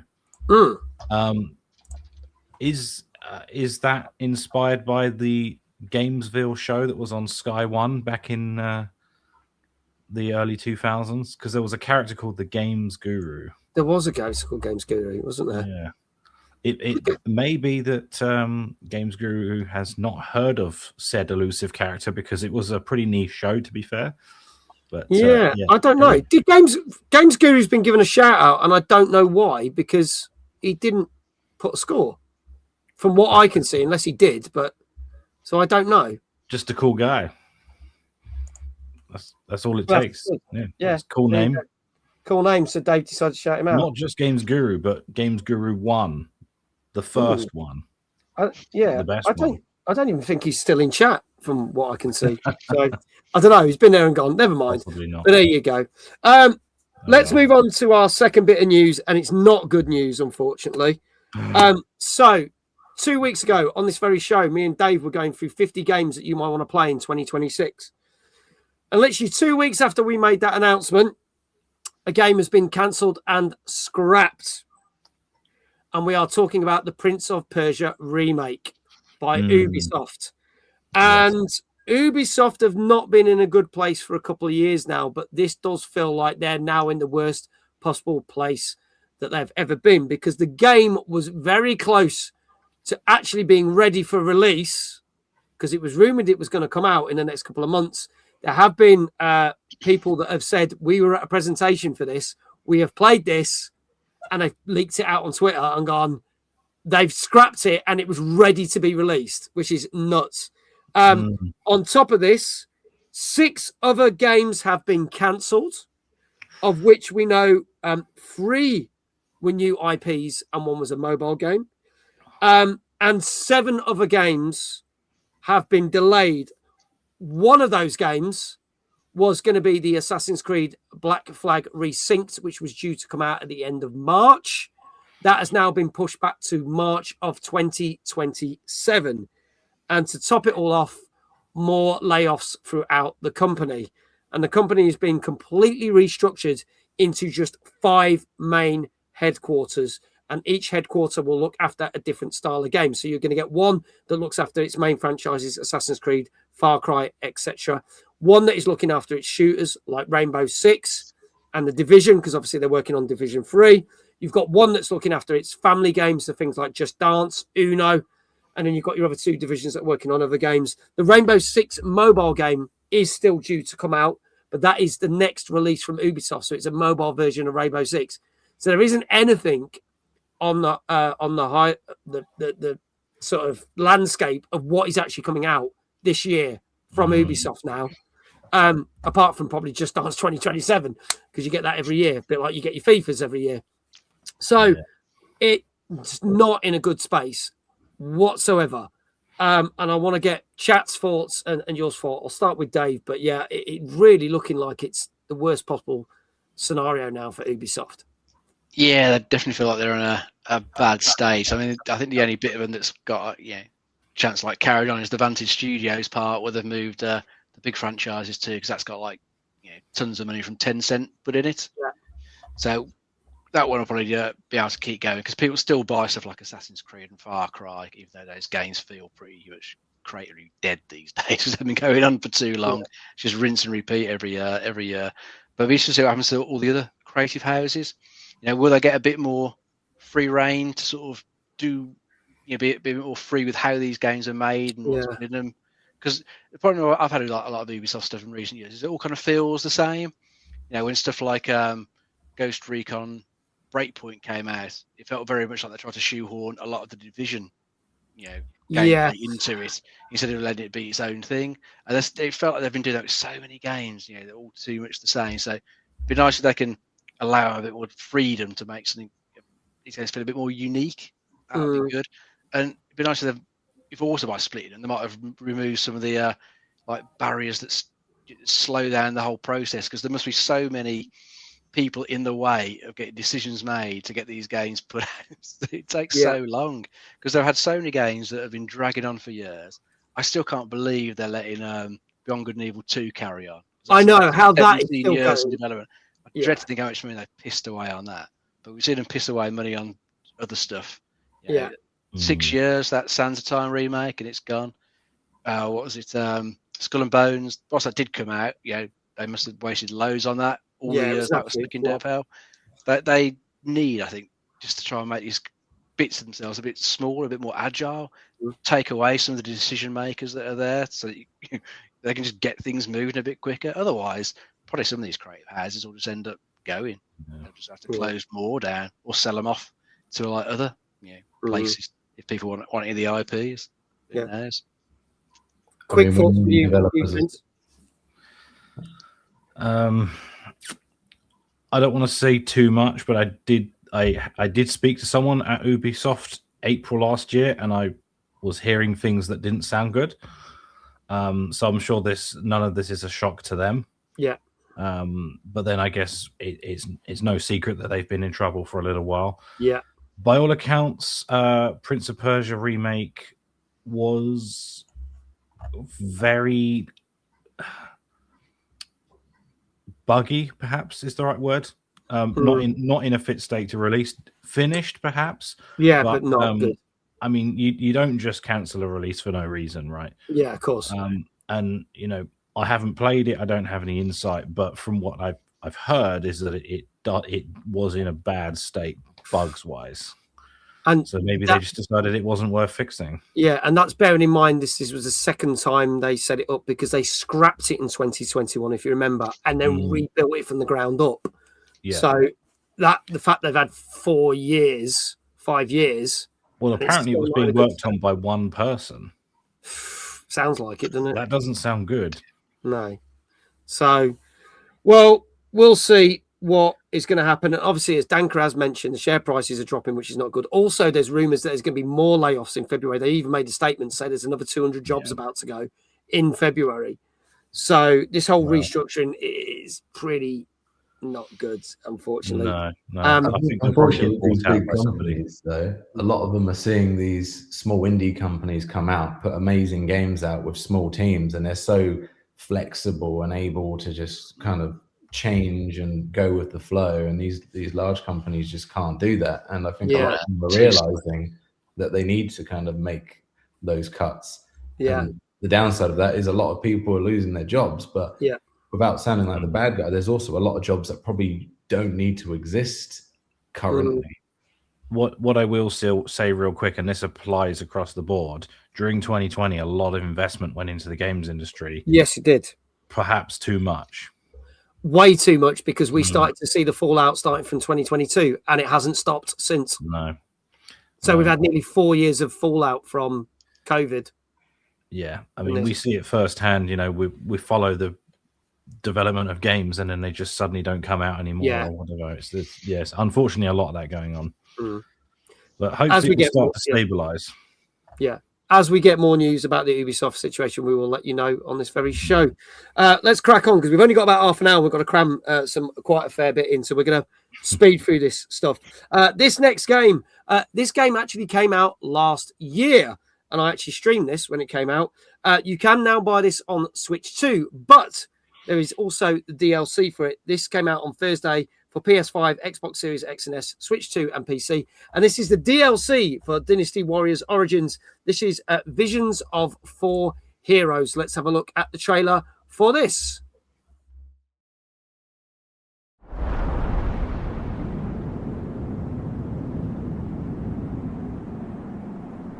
My brave warriors, your time has come. Show them the overwhelming might of our forces.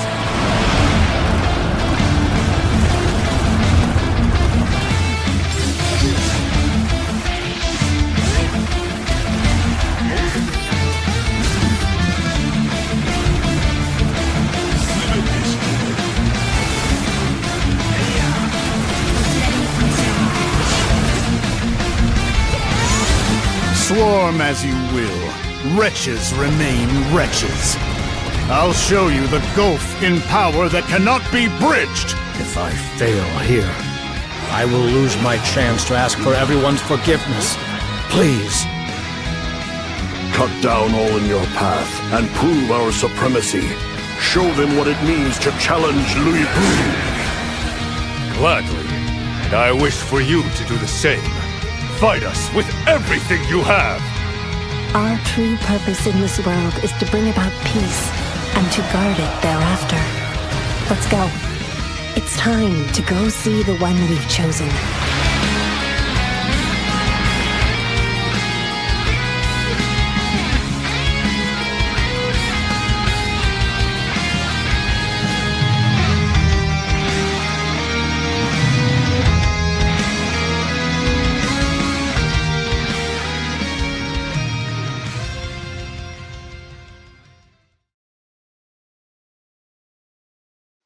So, as I said, this is the first major DLC for the 2025 game, Dynasty Warriors Origins. But you can also get Dynasty Warrior Origins on Switch 2 now, but we are talking about this brand new DLC. Dave, tell us a little bit more about this, please. Yes, this isn't really continuing the story of the main game forward. It's doing some what if scenarios. So it's focusing on like 4 historical figures, and it's just what if something different happened in the timeline, and your character gets to follow along that what if trail with the characters in the battles. So it's just giving you more excuses to go into these huge battles and fight against like 1,000 people.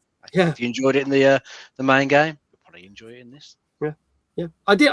I'm going to say I've never really played Dynasty Warrior games. I played this. I did enjoy it. It was totally batshit crazy. Wasn't in my top 10 games of the year, but I can see why it got 8 out of 10s when we talked about it on the show a year ago, because it was good fun. Just hacking and slashing at all these people and riding on a horse going, "Go charge!" And it did look great. Like you're charging down an hill, and you got this big army coming towards you, and you got a massive army with you. Look great. So it's just more of the same, really. Any thoughts on this, guys? No, I haven't got a lot to say about this one, to be fair. I think I played one Dynasty Warriors game, and I think it was in like 2012. And to be honest, it doesn't really look any different, this new one, than that. I'm probably just going to play it safe and say 7.5, but I'm sure it's fun. Yeah. You know what? I've never played a Dynasty Warriors, but I love the voice acting in them. Yes. The really over the top, my army will destroy yours. Yes. Yeah, and I'm going to give it an 8 just for that. Okay, going for an 8. So we've got 7.5 from Nick, 8 from Dan. Chat, start getting your scores in. Dave, what say you? I'll try safe 7. A safe 7. Okie dokie. Let's see what chat are saying. Brian, 7.5. Rockmuse is saying a 6. Matt, 7.5. Retro Shazar, 7. Any more, folks? Get your scores in. This is Dynasty Warriors Origins DLC, Visions of 4 Heroes, which came out on Thursday for PS5, Xbox Series X and S, Switch 2, and PC. And you can now get the original game on Switch 2 as well, because it released on the same day. M's a 7, Flame a 7. Boo, Dave! Also a 7. Kindred says 7. Any more? If not, I can tell you. Didn't see it, says Kindred. Well, it doesn't really matter. I can tell you, if you enjoyed the game, you'll like this as well, because it's got exactly the same score as the main game. It's got an 8 out of 10. Nice. I'm doing all right today. Yeah, Dan's doing all right, man. I think you've got 3, right? I've got 3 years of reviews experience now. There you go. But technically, you've got all of them together. You've only got 1 wrong. But altogether, you've got 4 out of the 5. There right? we go. We're playing on a Debug, if you look at it that way, you're doing better than our resident expert tonight. Yeah. So there you go. There is all the information. Go check out Debug. Gozzo, you got that score in a bit too late, mate, I'm afraid. So I can't give you that, even though Dave's giving you a shout out. But that don't count. You were way late on that. And no one else got it right. I always get it wrong and somehow end up getting shouted out by accident. I don't know how that happens, but it it's a new thing we do. Just shout out random people if you got it wrong. Moving swiftly on. Another game that's been out for a while on PS5 and PC, but now gets its Xbox Series X and S and Switch 2 version. This came out on Thursday. This is Final Fantasy VII Remake, Intergrade. Let's have a look at the trailer for this.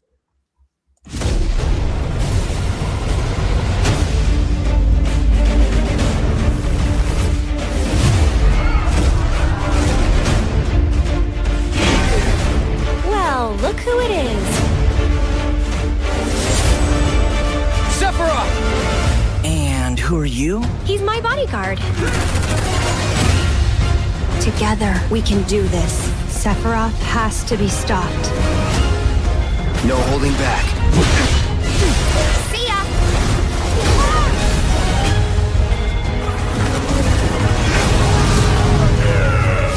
Give him a show! We got guests! I'm waiting, Cloud.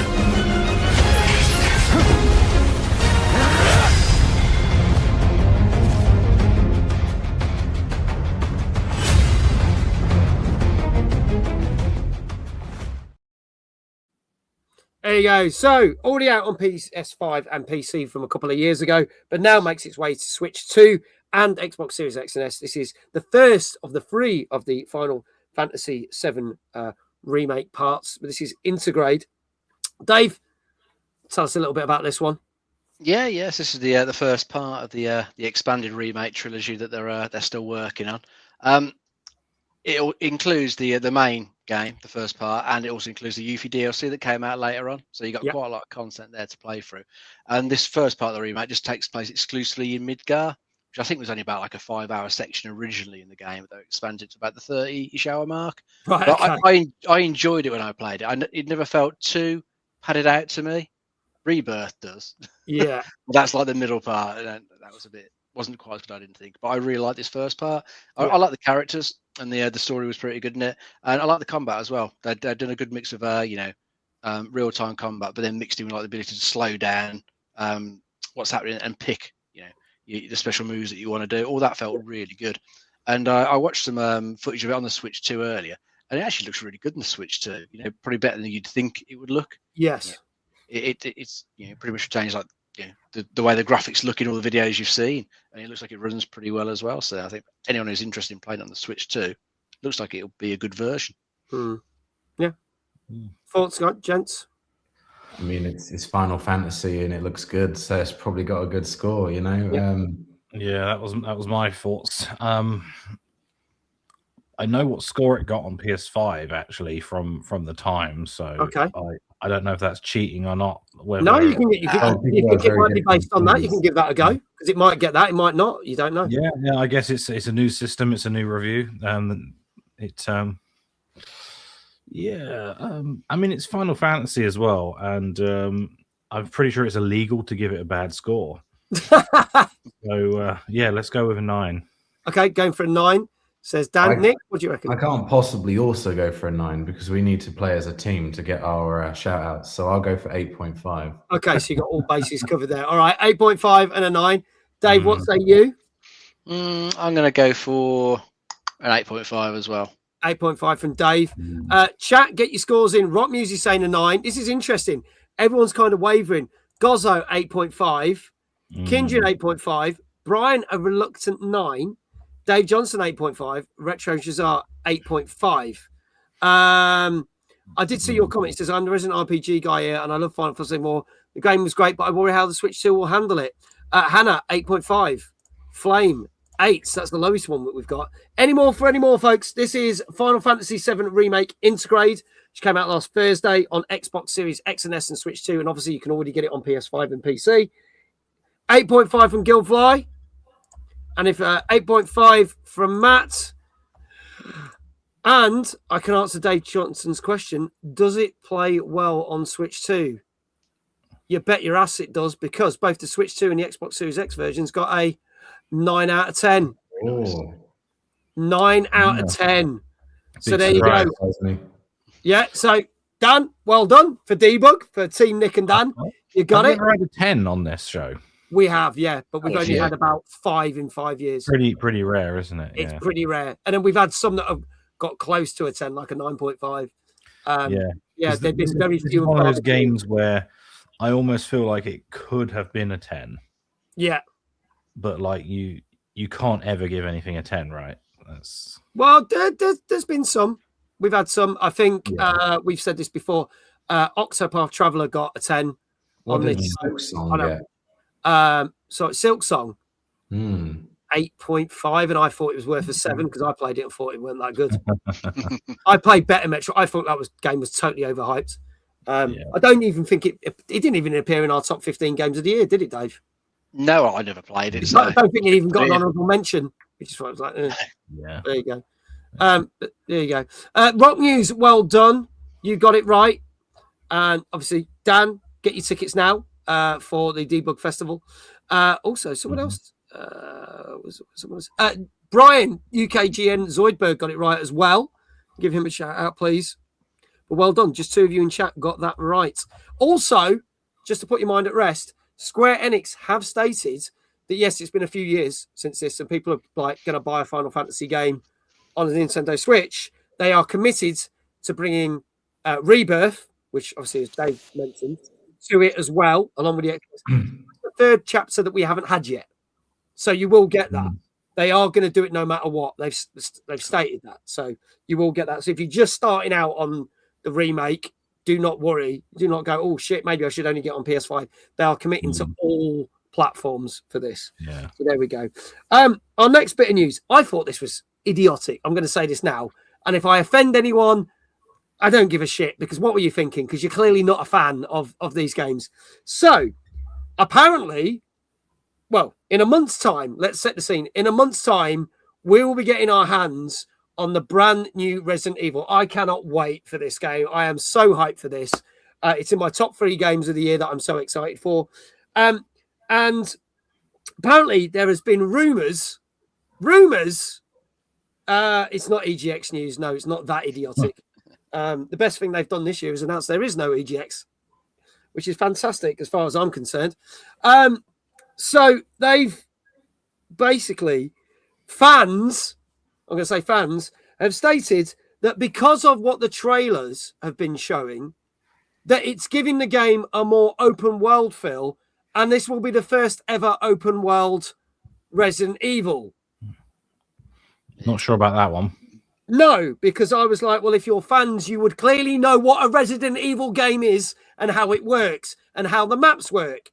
And luckily, one of the directors has quashed those rumors and said, no, it's not an open world game.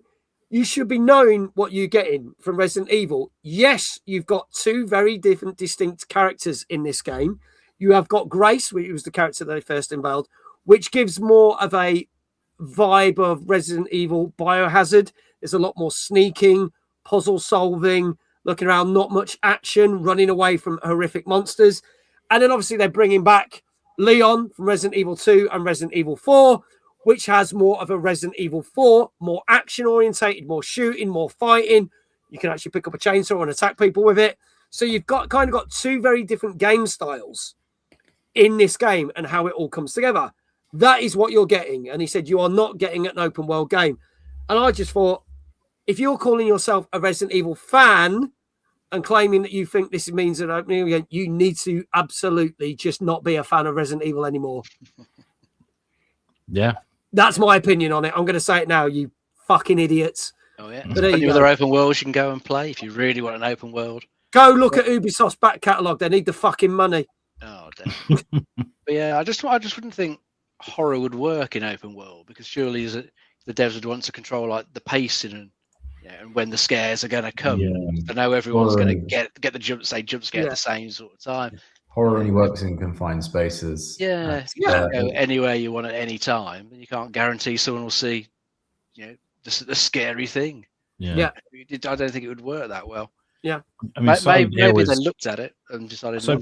Silent Hill is open-ish, but even then, it's constrained to where they want it. Yeah, which is pretty much what Resident Evil is. Like when you think with Village, you get a map and you can go and explore and unlock stuff. But then once you move to the next section, you can't go back there. You're in this next thing. The Silent Hill 2 remake was the same. You got this map, like you said, you walk around the town, unlock the stuff. But as soon as you move to the hospital or the block of flats or whatever, that was your next thing. So yeah, I don't know why people do that. You want open world scary? Try walking around Liverpool with Mag and drawing unicycle. My wallet was terrified. True.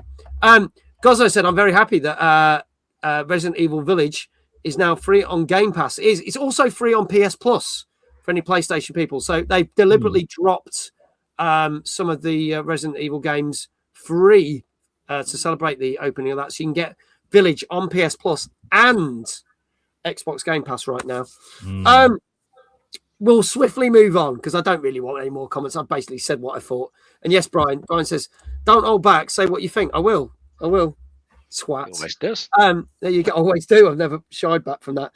Let's move on to our 7th game tonight. A game that was very well received when it came out a few years ago. This also came out on Thursday. This is a brand new DLC for the game on PS4, 5, Xbox Series X, S1, Switch and PC. This is the new DLC for Cult of the Lamb, and this is Woolhaven. Let's have a look at the trailer now.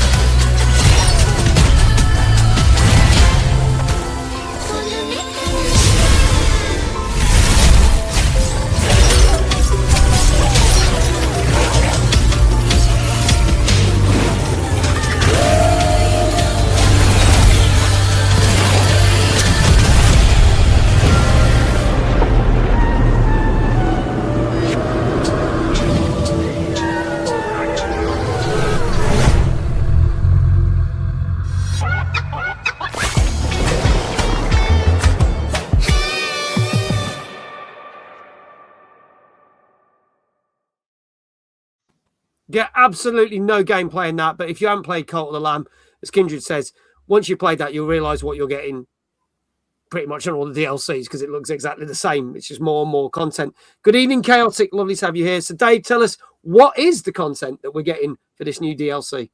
Yeah, well, this one's set on, I think, like an ancestral mountain where the lambs originally came from. They're like some forgotten deity has called your character back to that mountain to try and free it from some rot that's taken over. So you got to go back into various dungeons and find some lost spirits and stuff like that. You do have to have reached the end game in the main game before this content is available to you. So that's worth bearing in mind if you're looking to buy it. But but once you get into it, usual stuff, say extra campaign stuff. But then there's, I think, more sort of mechanics for in your base, like some survival stuff, ranching and extra structures and stuff to build. So more management stuff is thrown in there as well as just the extra storyline. But yeah, it looks pretty cool. I never got around to playing it, but it looked like a pretty decent game and it was pretty popular. So I'm sure people will be interested in this to give them more to do. Yeah, it's great. I loved it. And the fact that now this is maybe, is this the third DLC for this now? I think. I've lost track. Yeah, probably. I've lost track, probably. But I think this is great that this is still going strong and people love this. So, guys, your thoughts on this one? I know you guys probably have played Cult of the Lamb going way back. I know we were at a show together that they were. Yeah. They always have a big presence, to be honest, at a lot of these events. Gamescom, they had a giant lamb there as well. Yes. So, I mean, obviously, it's a very, very popular, can you say franchise, I guess, with the DLCs. I assume this is done very well. I think in the indie sector, at least, I would say most people know what it is. Yeah. It's I mean, I know the original game is one of the few. Oh, I was hiding behind the chat. No, that's fine. All right, I'll do that. There you go. You're out. No, get him out in public. There you go. He's back in public. The front. Yeah, the first game pretty much got 10 out of 10 everywhere. Yeah.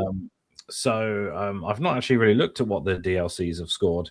Fun fact: we've never scored a DLC. So fair enough.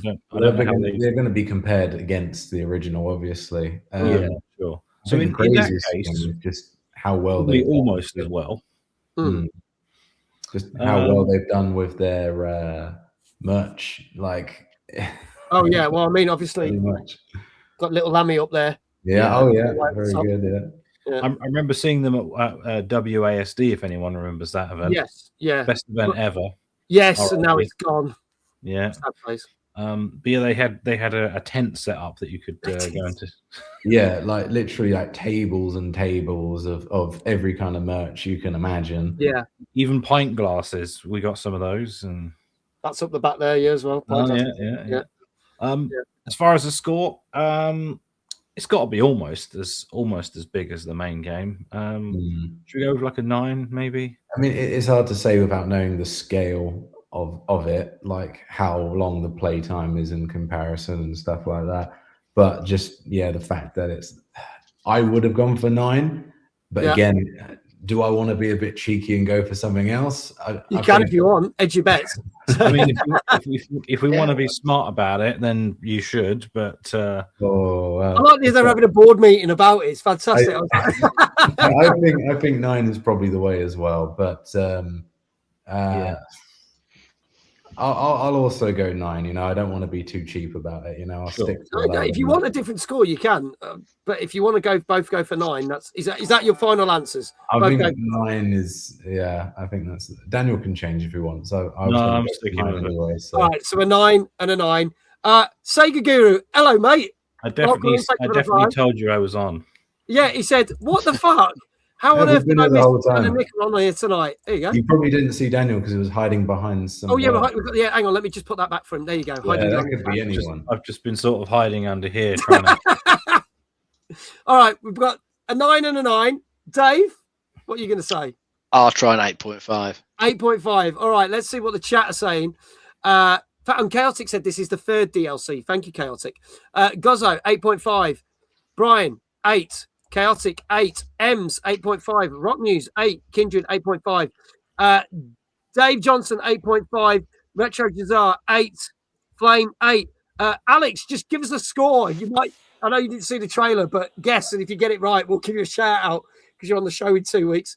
Any more? This is Cult of the Lamb's new DLC, Woolhaven, which came out last Thursday on PS4, 5, Xbox Series XS1, Switch, Switch 2, and PC. Guildfly saying an 8.5. And if there are no more scores, I can tell you, you're going to kick yourself, guys. You really should have split the thing because this got an 8.5. But you were close. You were very close. I didn't want to get every single one right. Yeah. Well, you can. You get more shout-outs. No, it doesn't. It doesn't seem fair. Yeah, all right, well, didn't seem right. I appreciate your honesty with that, but congratulations. No, I genuinely thought it'd be a 9 or a 9.5. Yeah, there you go. Well, 8.5 is still really decent, especially for a DLC. Definitely.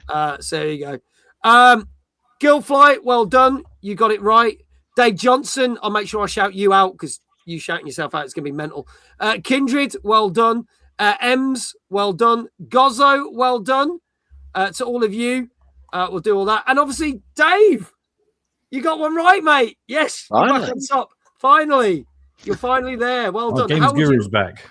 Games Guru's back. Yes. Go, Dan, ask your question to Games Guru. Is your name Games Guru based on the Games Guru from Gamesville, the TV show that was on Sky One about 25 years ago? We'll see if he answers. Or are you just a guru of games? Is he just a guru of games? Either way. I've met him a number of times and he's never told me that secret, so I don't know. There's only so much alliteration you can use, right? Yeah. Yeah. I mean, no one's heard of it. I mean, kind of I had because I'm fucking old, but you know. But there you go. While we're waiting for that answer, and thank you to Dave, let me give Dave a shout out on here while we're doing that. Dave, how would you like your shout out? You can do some spinning, mate. Go on. Yeah. You guys have missed this, haven't you? There you go. I do remember the spinning. I was going to ask when we were going to see some. Well, you can have it now, Nick. I know you've missed this, dear sir. Pretty sure he's gone again. We think Games Guru's disappeared. He's like an enigma. He's there and then he's not there. Right, here we go. To the Prince of Persia like 30 minutes late. yeah. Here we go. Also, exclamation Dave in chat. You can give Dave a shout out. Here we go. 3, 2, 1. Dave!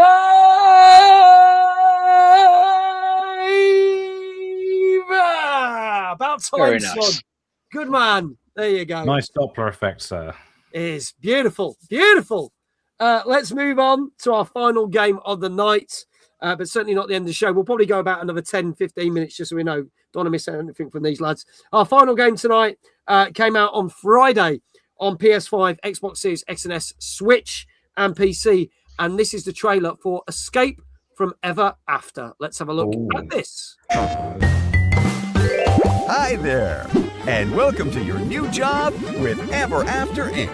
That's right, your fairy tale is under new management. From bedtime fables to epic adventures, storybooks are an untapped market ripe with valuable resources, cheap labor, and profit to be had. That's why Ever After Inc. is expanding from the real world to transform these timeless tales into commercially viable enterprises. Your job here is simple. You'll have your very own office, of course, and we'll be sending you on dangerous business trips across a vast network of storybook worlds. You'll team up with an exceptional team of cross-departmental fairy tale colleagues. Learn to leverage their unique skills and take part in high-risk negotiations. Where do you see yourself in 5 years? 10 years? 20 years?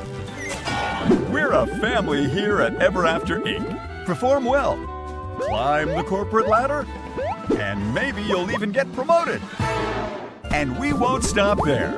Ever After Inc. is expanding into storybooks of all genres. Our shareholders back in the real world have never been happier.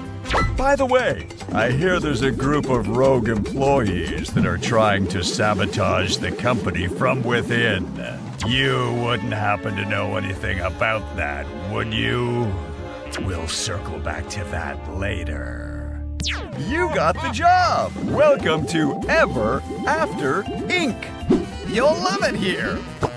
Because at Ever After Inc., We don't just believe in happy endings, we create them. PlayStation. There you go. So that is the Escape from Ever After, which came out on Friday for PS5, Xbox Series X and S, Switch, and PC. Some people already familiar with this game. And just as we were about to hit the trailer, Dan was like, I know this game. But before we ask his opinion on it, Dave, tell us a little bit more about it, please. Yes, I believe in this one. Capitalism's coming to like the fairy tale worlds. There's a big company that's trying to exploit them and exploit the characters within them. And you're playing a little storybook hero who's trying to, I think, battle this corporate entity and take them down and save all the fairy tale worlds. Looks pretty nice. I think gameplay wise, it's meant to be a bit like the old Paper Mario RPGs.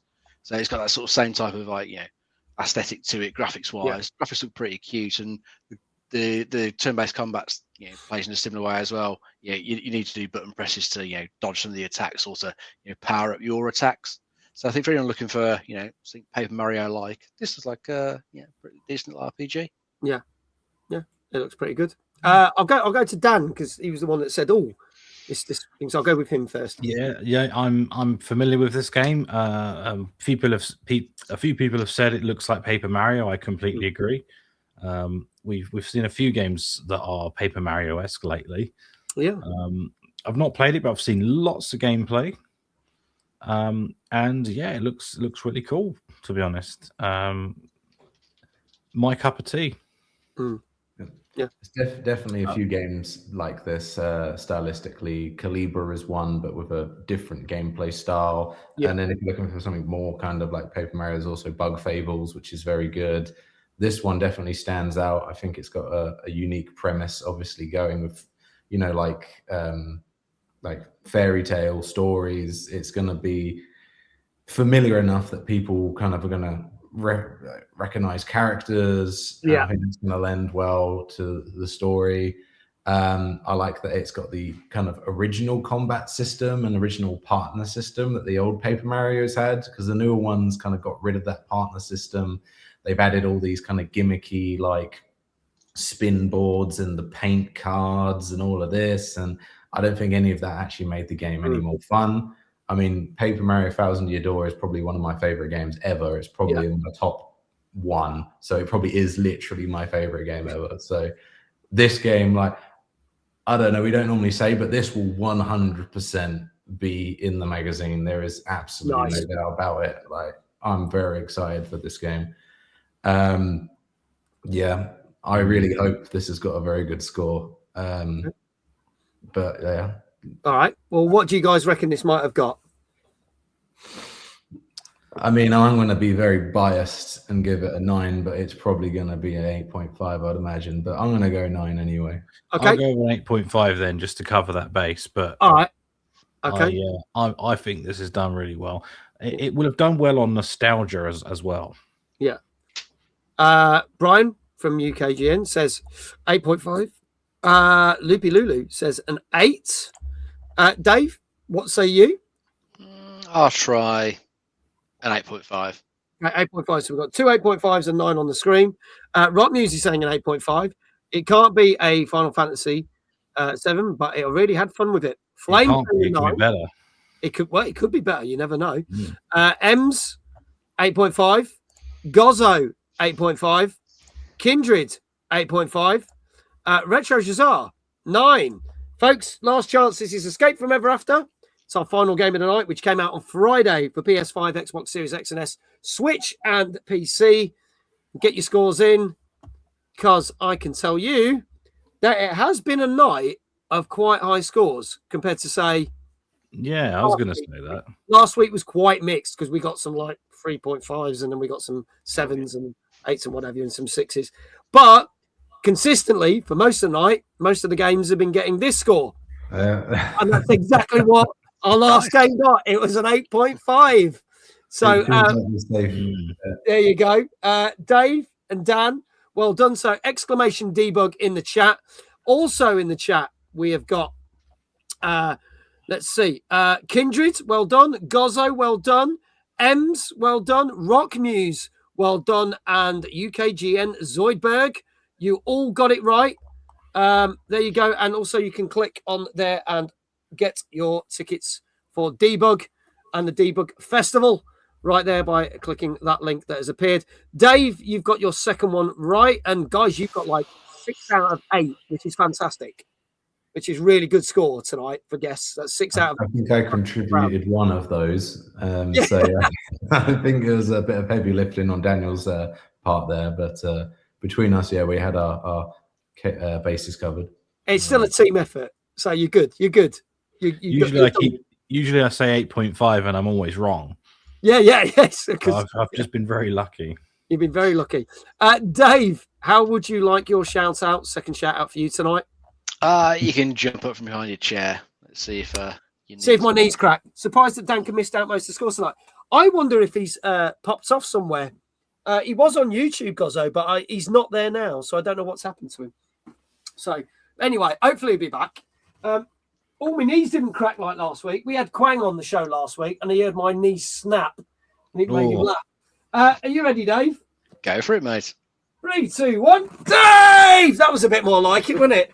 Yeah, you got it well. It's a bit quicker. Yeah, last week my knees cracked. Quang and Dave laughed, and the chat laughed, and I slowly made my way up from the chair. I think I'd pass out from the blood rushing to my feet. His knees, as his knees recovered from a massive crack. I don't know. Don't bump anything else. There you go. So, moving on, we've got 2 more things to do. We apologise the show's running late, but we're going to hammer through this.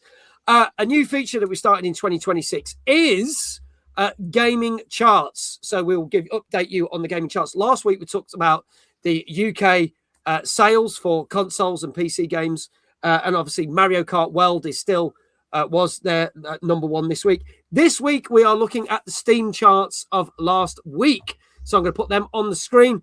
Number 10, down 1 place, we have Grand Theft Auto 5. Please note this does not include free games. So this is all paid games on Steam for this chart this week. At number 9, we've got Resident Evil 9 Requiem. So because of the pre-orders, because pre-orders went on sale, so that's now in a new entry at number 9. Number 8, up 1 place, is Rust. A new entry last week, which is now down 4 places at number 7, is Star Rupture. A new entry, or re-entry, I should say, at number 6 is Ark Survival Ascended. Up 1 place at number 5 is Dead by Daylight. Another new entry last week, but is up from number 5 to number 4, is Quarantine Zone. We've seen lots of people playing that, and we talked about that on the show last week. A re-entry at number 3 is EA Sports FC 26. And last week's number 1 was the actual Steam Deck itself has dropped 1 place to number 2, and a previous number 1 has gone back to number 1 slot, which is Ark Raiders, which has gone up 1 place. So that is the Steam charts as of Friday last week. So we will revisit that again next month, see what's changed. But interesting to see that the number 2/number 1 best-selling thing on Steam is the actual Steam Deck itself. So there you go. Yeah. That seems a bit kind of questionable as a placement. Yeah, it is a bit interesting. Now, if I was... We will look at the free game thing because the chart is very different when you include the free games. So we might look at that next week, or we might look at that the week after. But there's only a few of the same games that are in there, and a lot of them are very, very different. And some of them have been games that have been knocking around for years. So there you go. We hope you find the new segment useful. We try and give you new charts each week. But there you go. We want to wrap up the show by obviously talking more about the Debug Festival. I'm going to bring up... we said the only thing we've not talked about. Thank you, Jesse. Greatly appreciate that. Oh yes, Quarantine Zone now added a cat to the game. It doesn't do anything, but you can stroke it, and they added it in since last week. So great. You updates. can pet the cat. There you go. You can pet the cat. That's all you ever wanted from a zombie game. So what we want to talk about now is obviously a little bit more about the Debug Festival. I'm going to bring up the screen now. One thing we talked about the musical guests we got, the comedy guests you've got, the quizzes you've got, and some of the talks that you've got. But the one thing we haven't talked about, which makes a gaming festival, is the games. So let me bring this up because if I hit this, there is a ton of stuff. I am going to hammer through this, but you've got some brand new games that have not been many shows or quite exclusive to the shows. Hair of the Dog, Nanook, Hex Right, Crisis Island, Dear Edmund, Outlaw, Super Spelling Ducks. I like the sound of that. Sleepy Time Village, because we know we've had the lads from Super Time Village on the show. Ink Strings, Go Forth, and Les Miserables. I like that one. You've also got games, as you said, Debug Legends, and obviously Mugenics that you mentioned, which comes out next month. Myth Wrecked, Ambrosia Island, Paper Trail, which I know was one of your front covers, and also you interviewed the devs at said event that we missed very much, WASD. BAFTA nominated too. Yeah, BAFTA nominated games. So those are some really cool games you can try out.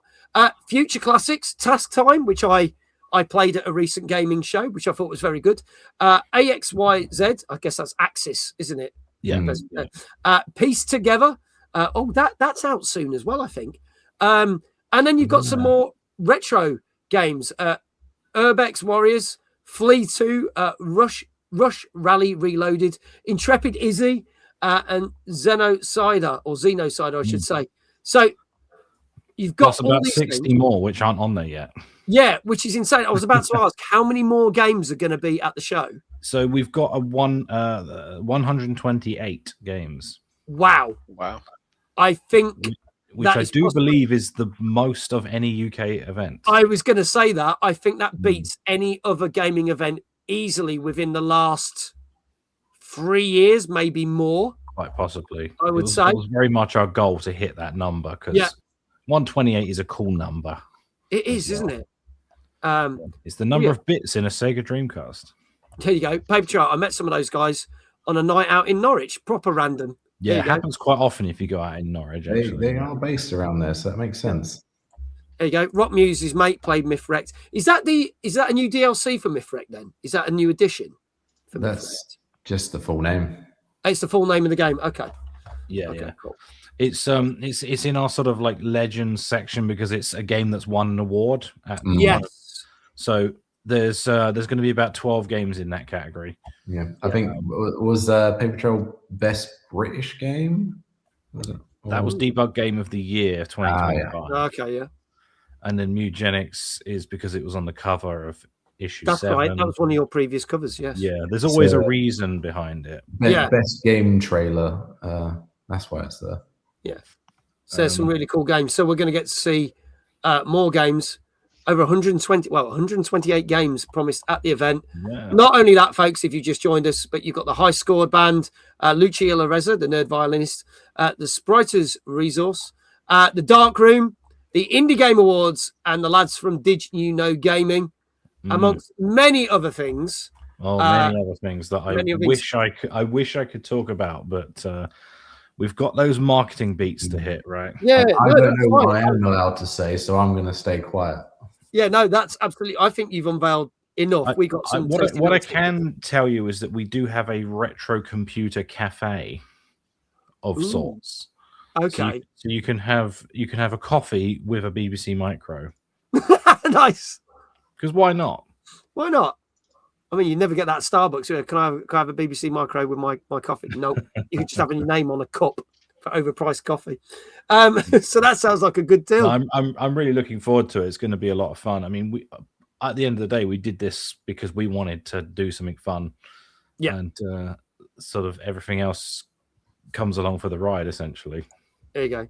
Dave says I need to attend for a coffee and a BBC Micro. Yes. I also forgot to mention Ashens is on the bill. I didn't say that. He's not on that thing. Yeah, we've not really talked about what he's doing, but he is going to be doing something very cool. But obviously, he's got a lot going on. Yes, so, he's a busy man. We'll be allowed to say what he's doing soon. I think about 6 weeks before. Okay, that's fine. I won't press him when he's on the show in March because we have got him as a guest on the show. No, because he won't be able to say. But I know it's something that you'd be excited about. Oh, good. I know what it is. I bet Dave does know what it is. But there you go. Question is, do they accept cookies? No, but we will be selling them. Yeah, there you go. You can have a cookie, and a coffee, and a BBC Micro. They're not selling the BBC Micros, just so you know. They're there for use. So don't be taking them away, people. Don't be taking them away. So if you want, if I can get one more shout out, if you want to get your latest issues of Debug magazine, !Debug in the chat. Dave Johnson also is going to drop the link for the tickets. Get your tickets now. They are on sale. More things to be announced for the Debug Festival, which is taking place on the 25th of April over in Norwich at the Norfolk Showground. So go check it out. And it is literally a full day event. Pretty what is it, like 10 a.m. till 11 p.m.? It's literally 13 hours. Yeah. We'll be around the day before and after as well. So if you want to hang out in the city, we'll be around. Yeah. And there's a hotel right next door. So there's the Premier Inn across the road, isn't there? Very, very affordable Premier Inn. Even I'll be staying there, and I live nearby. Yeah, that's fair enough. It's like a home from home. So there you Absolutely. go. There you go. Go check out the links and go check it out now. And I'm sure we'll give you more updates. Obviously, we've got all the information in our Discord as well. There's a link for the tickets in there and all the information what's been announced. We added a new section this year in my Discord, which announces all the gaming events. You can get all the details. As we get updates, we'll add them in. So we'll, as you guys let me know, I'll chuck that in the Discord for you guys as well. We'll do, yeah. So that is cool. And that is our show, ladies and gentlemen. I want to say, firstly, I want to say a massive thank you to all of you, whether you've watched us once or you've watched all 250 shows. So from Dave and myself, thank you so much for us to actually getting to 250 shows in 5 years, which is insane. Because this was just a crazy idea that I had and dragged Dave in, and he's been here with me ever since. Bless him. Stuck ever since. And yeah, he can't get out. He's literally locked in my basement. And no, we've done it, and we've had some amazing guests. And thank you so much to every person who watches this live on Twitch or live on YouTube or watches it on catch up on YouTube or Twitch.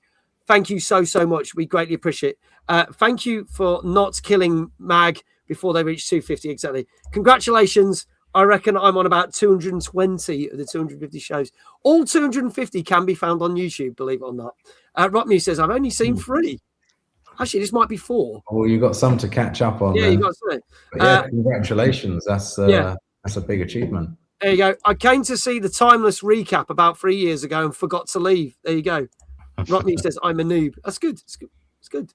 You can be a very veteran or a noob. if you don't have a Spartan helm on for the 300th. Yeah. We'll do something special for 300. So, 50 more shows. Oh, I don't know if we're going to hit that by the end of the year. We do one a week.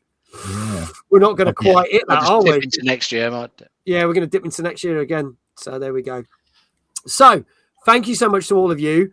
Thank you to our wonderful guests, Dan and Nick from Debug Magazine and obviously Debug Festival. Thank you again for being back on the show.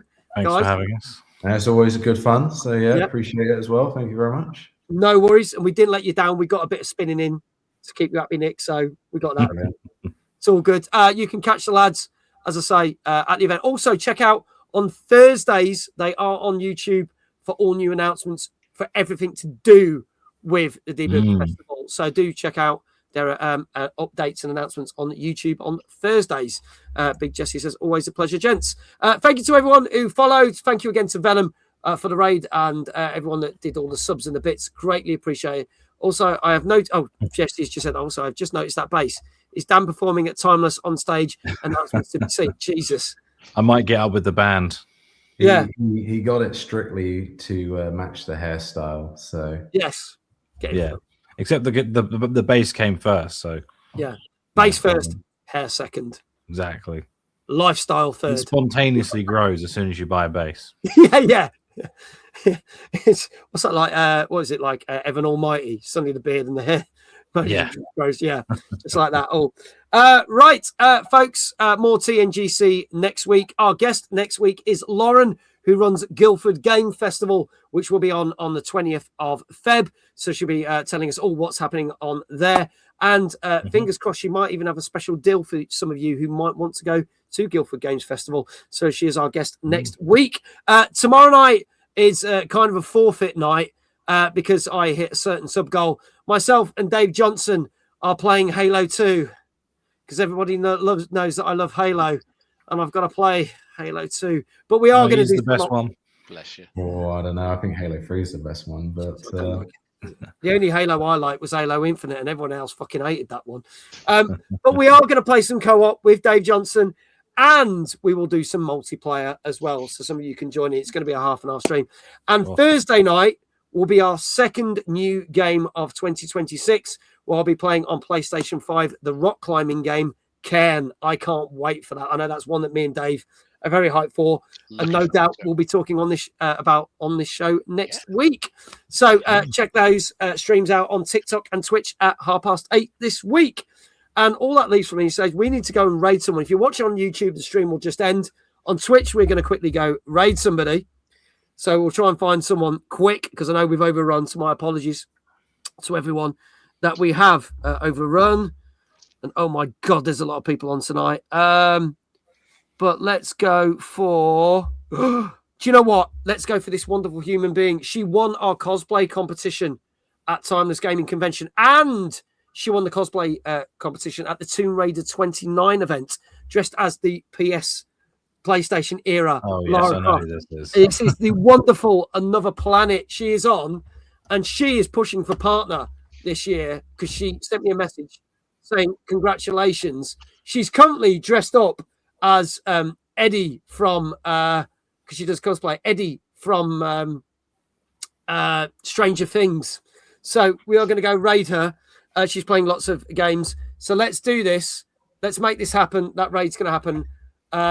There you go. It started and it will run when the end credits have started. So all that leaves for me to say is wherever you are in the world, have a good morning, good afternoon, or good evening. And I shall see you back tomorrow at 8:30 playing some fucking Halo 2. Jesus. All right. Well, Enjoy. you know, you guys earned it. You paid for the subs for me to play it. So there you go. Enjoy, everyone. A wave out collab. Bye-bye. Good night. Bye.